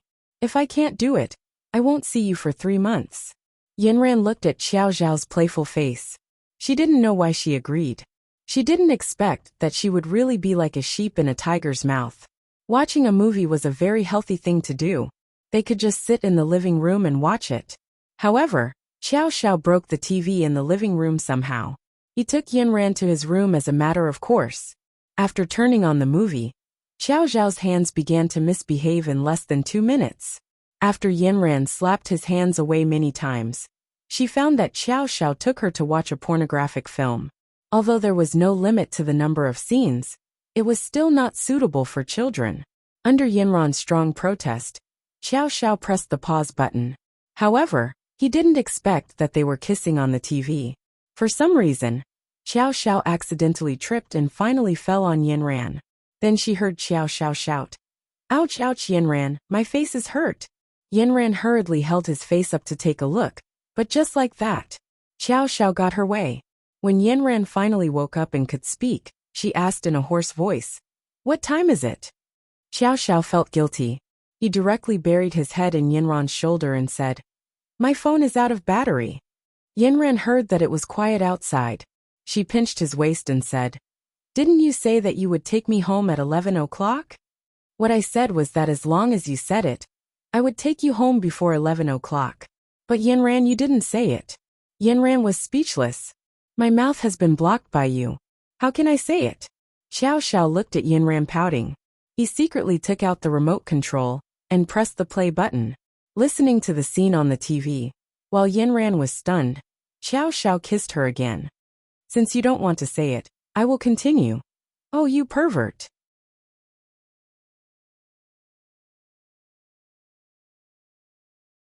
Chapter 220. The next morning, when the sun was almost high up in the sky, the two people got up. Last night, Yinran escaped back to the guest room. This devil crown prince was simply full of tricks, making her heart beat like a drum. When she returned to the guest room and stood in front of the mirror, she found that her charming eyes were full of ripples. Her 2 rose-like lips were already red and swollen. Her neck was covered with spots of strawberries, and the clothes on her shoulders were torn. If she didn't tightly hold on to her collar, the consequences would be unimaginable. She remembered that under Xiao Zhao's attack, she couldn't help but moan. It was so embarrassing. This shameless Xiao Xiao kept encouraging her. "Aran, say it one more time. Hearing your voice makes me so excited that I want to go to heaven." She was really going to die. This crown prince of the devil world had finally lost his demonic nature and changed her name. Aran.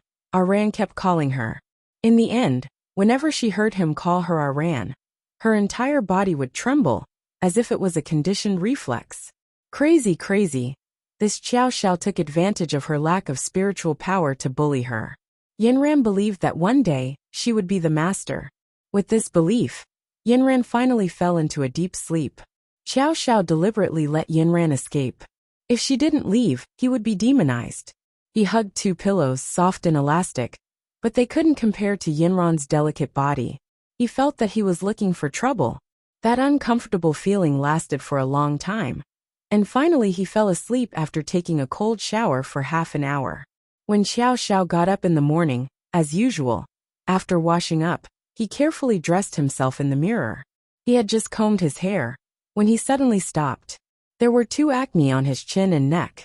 For Xiao Xiao, who was crazy about beauty, this was like a bolt from the blue. This. Kong Xiaoming, you 2 quickly come out. Xiao Xiao angrily shouted. What's wrong? What's wrong? What happened? Kong Ming and Kong Xiaoming were startled by Xiao Xiao. Come and take a look. What's on my face? Kong Ming took a closer look. Hey, what's the big deal? Isn't it just acne? Xiao Xiao gritted his teeth and said, Of course I know it's acne, but why do I have acne? It was like a perfect piece of art that had been dripped with a drop of ink. How am I supposed to face people like this?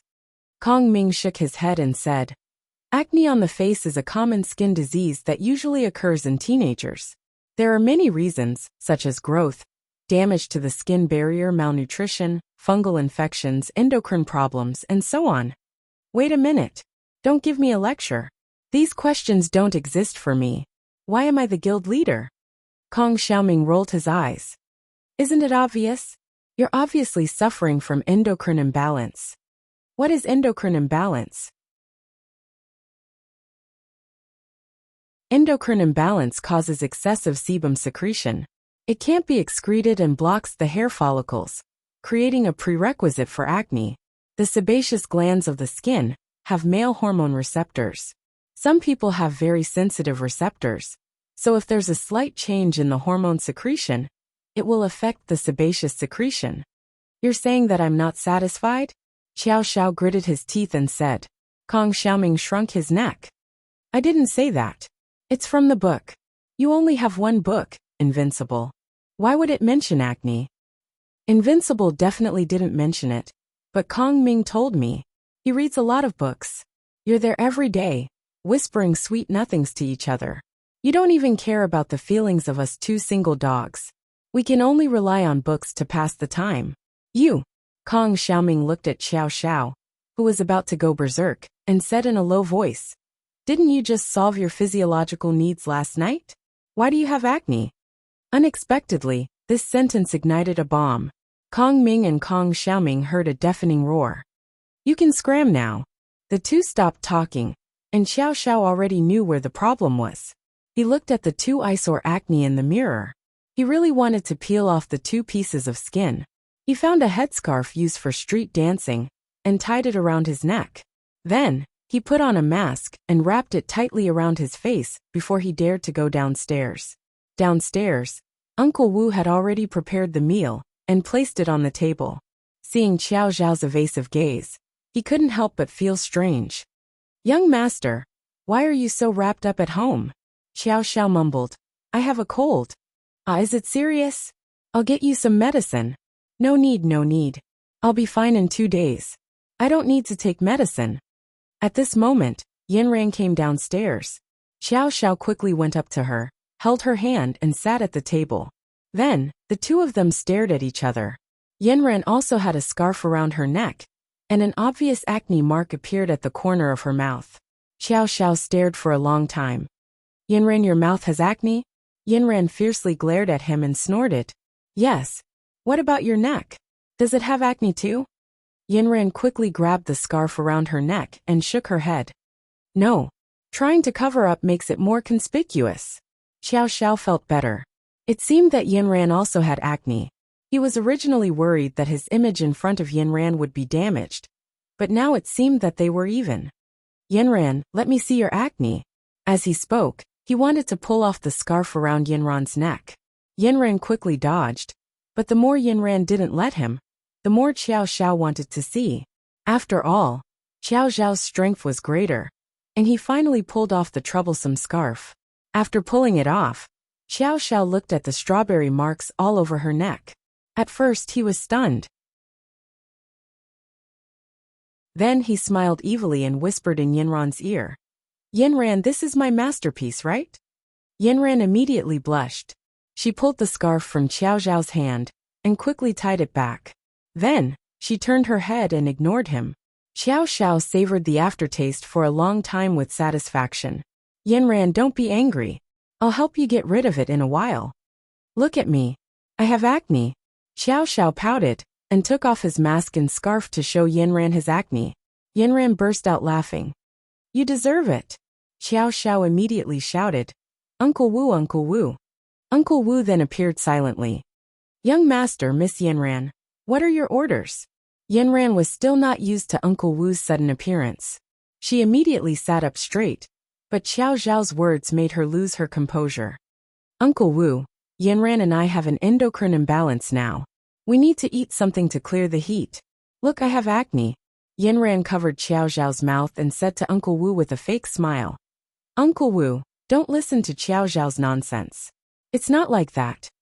However, Uncle Wu was even more explosive than Xiao Zhao. Miss Yanran, this is not good for your health. It would be better if you two got married earlier. Don't treat me as an outsider. I'm like the head eunuch in the palace. I'm in charge of all these things. I've already prepared tortoise jelly. Both of you can have a bowl later. For the first time, Yanran's face was almost buried under the table. When Xiao Zhao pulled her up, she realized that Uncle Wu was long gone. There was a bowl of tortoise jelly in front of her, and Xiao Zhao scooped a spoonful and brought it to her mouth. Xiao Zhao was still bragging at the side. Yanran, what's there to be embarrassed about? Uncle Wu used to be my mother's head eunuch. Even the sexy underwear was made by him. What do you say I make 2 sets for you? Yanran couldn't stand Xiao Zhao's nonsense. She fiercely pinched his waist. Shut up. I'll set the rules for you now. We can't go on like this. It's not good for our health. Even Uncle Wu said so just now. So from now on, you and I are classmates who have a slightly better relationship. We can't have any intimate actions. As for the time, let's tentatively set it at 3 months. Xiao Zhao immediately raised his hand to protest. But as soon as he raised his hand, Yanran slapped it down. Your protest is invalid. After saying that, she turned around and went upstairs. Xiao Zhao knew that things had gone too far. He couldn't let this go. He followed Yanran closely. Yanran, don't go. I'll help you get rid of the strawberry mark first. After a few minutes, Yanran's room door opened wide. Xiao Zhao finally convinced Yanran. If the strawberry mark isn't removed, it will be seen by others. It'll be hard to explain then. Yanran could only close her eyes and raise her slender neck. Xiao Zhao looked at the white skin in front of him. His eyes deepened and his Adam's apple bobbed up and down. The feeling from last night came again. It seemed that he really couldn't do it. He was asking for it. Xiao Zhao could only silently recite the mind-clearing mantra. He closed his eyes and began to use the devil chi to help Yanran remove the mark. Yanran secretly opened her eyes. Seeing Xiao Zhao with his eyes closed and working seriously, she finally felt relieved. A warm current covered her neck. It was as warm as the warm spring sun. The little strawberry mark gradually disappeared and returned to its original snow-white state. Yanran looked left and right at herself in the mirror. Except for the little pimples at the corner of her mouth, everything else had returned to normal. She said to Xiao Zhao, "It's done." Xiao Zhao opened his eyes and looked. The smooth white skin was tempting. Yanran, I'm pretty good, aren't I? Don't stop me next time. Do you still have it on you? I'll help you get rid of it. Yanran stuffed the headscarf into Xiao Zhao's mouth and directly drove him out of the room. Only 5 minutes later, Xiao Zhao appeared at the door of Yanran's room again. Yanran, I have something important to report to you. It's really important. Let me in. Let's talk downstairs. Therefore, 5 minutes later, the two of them were sitting in the living room on opposite sides of the sofa, with a distance of 30 feet between them. Yanran, do you think you can hear what I'm saying from so far away? Considering your past, this distance is a little close. My ears are good. Speak. Xiao Zhao sighed. It seemed that the days of being an ascetic monk were about to start again. He could only bitterly say to Yanran, I just received a WeChat message from Yi Xuanfei. She's a third-year student at Nanchuan University as an exchange student. When it came to business, Yanran immediately became serious. Why is she here? It's probably for me. That you're tuning in to the Earbook Haven YouTube channel. Don't forget to subscribe and join us on this journey to catch the most captivating stories.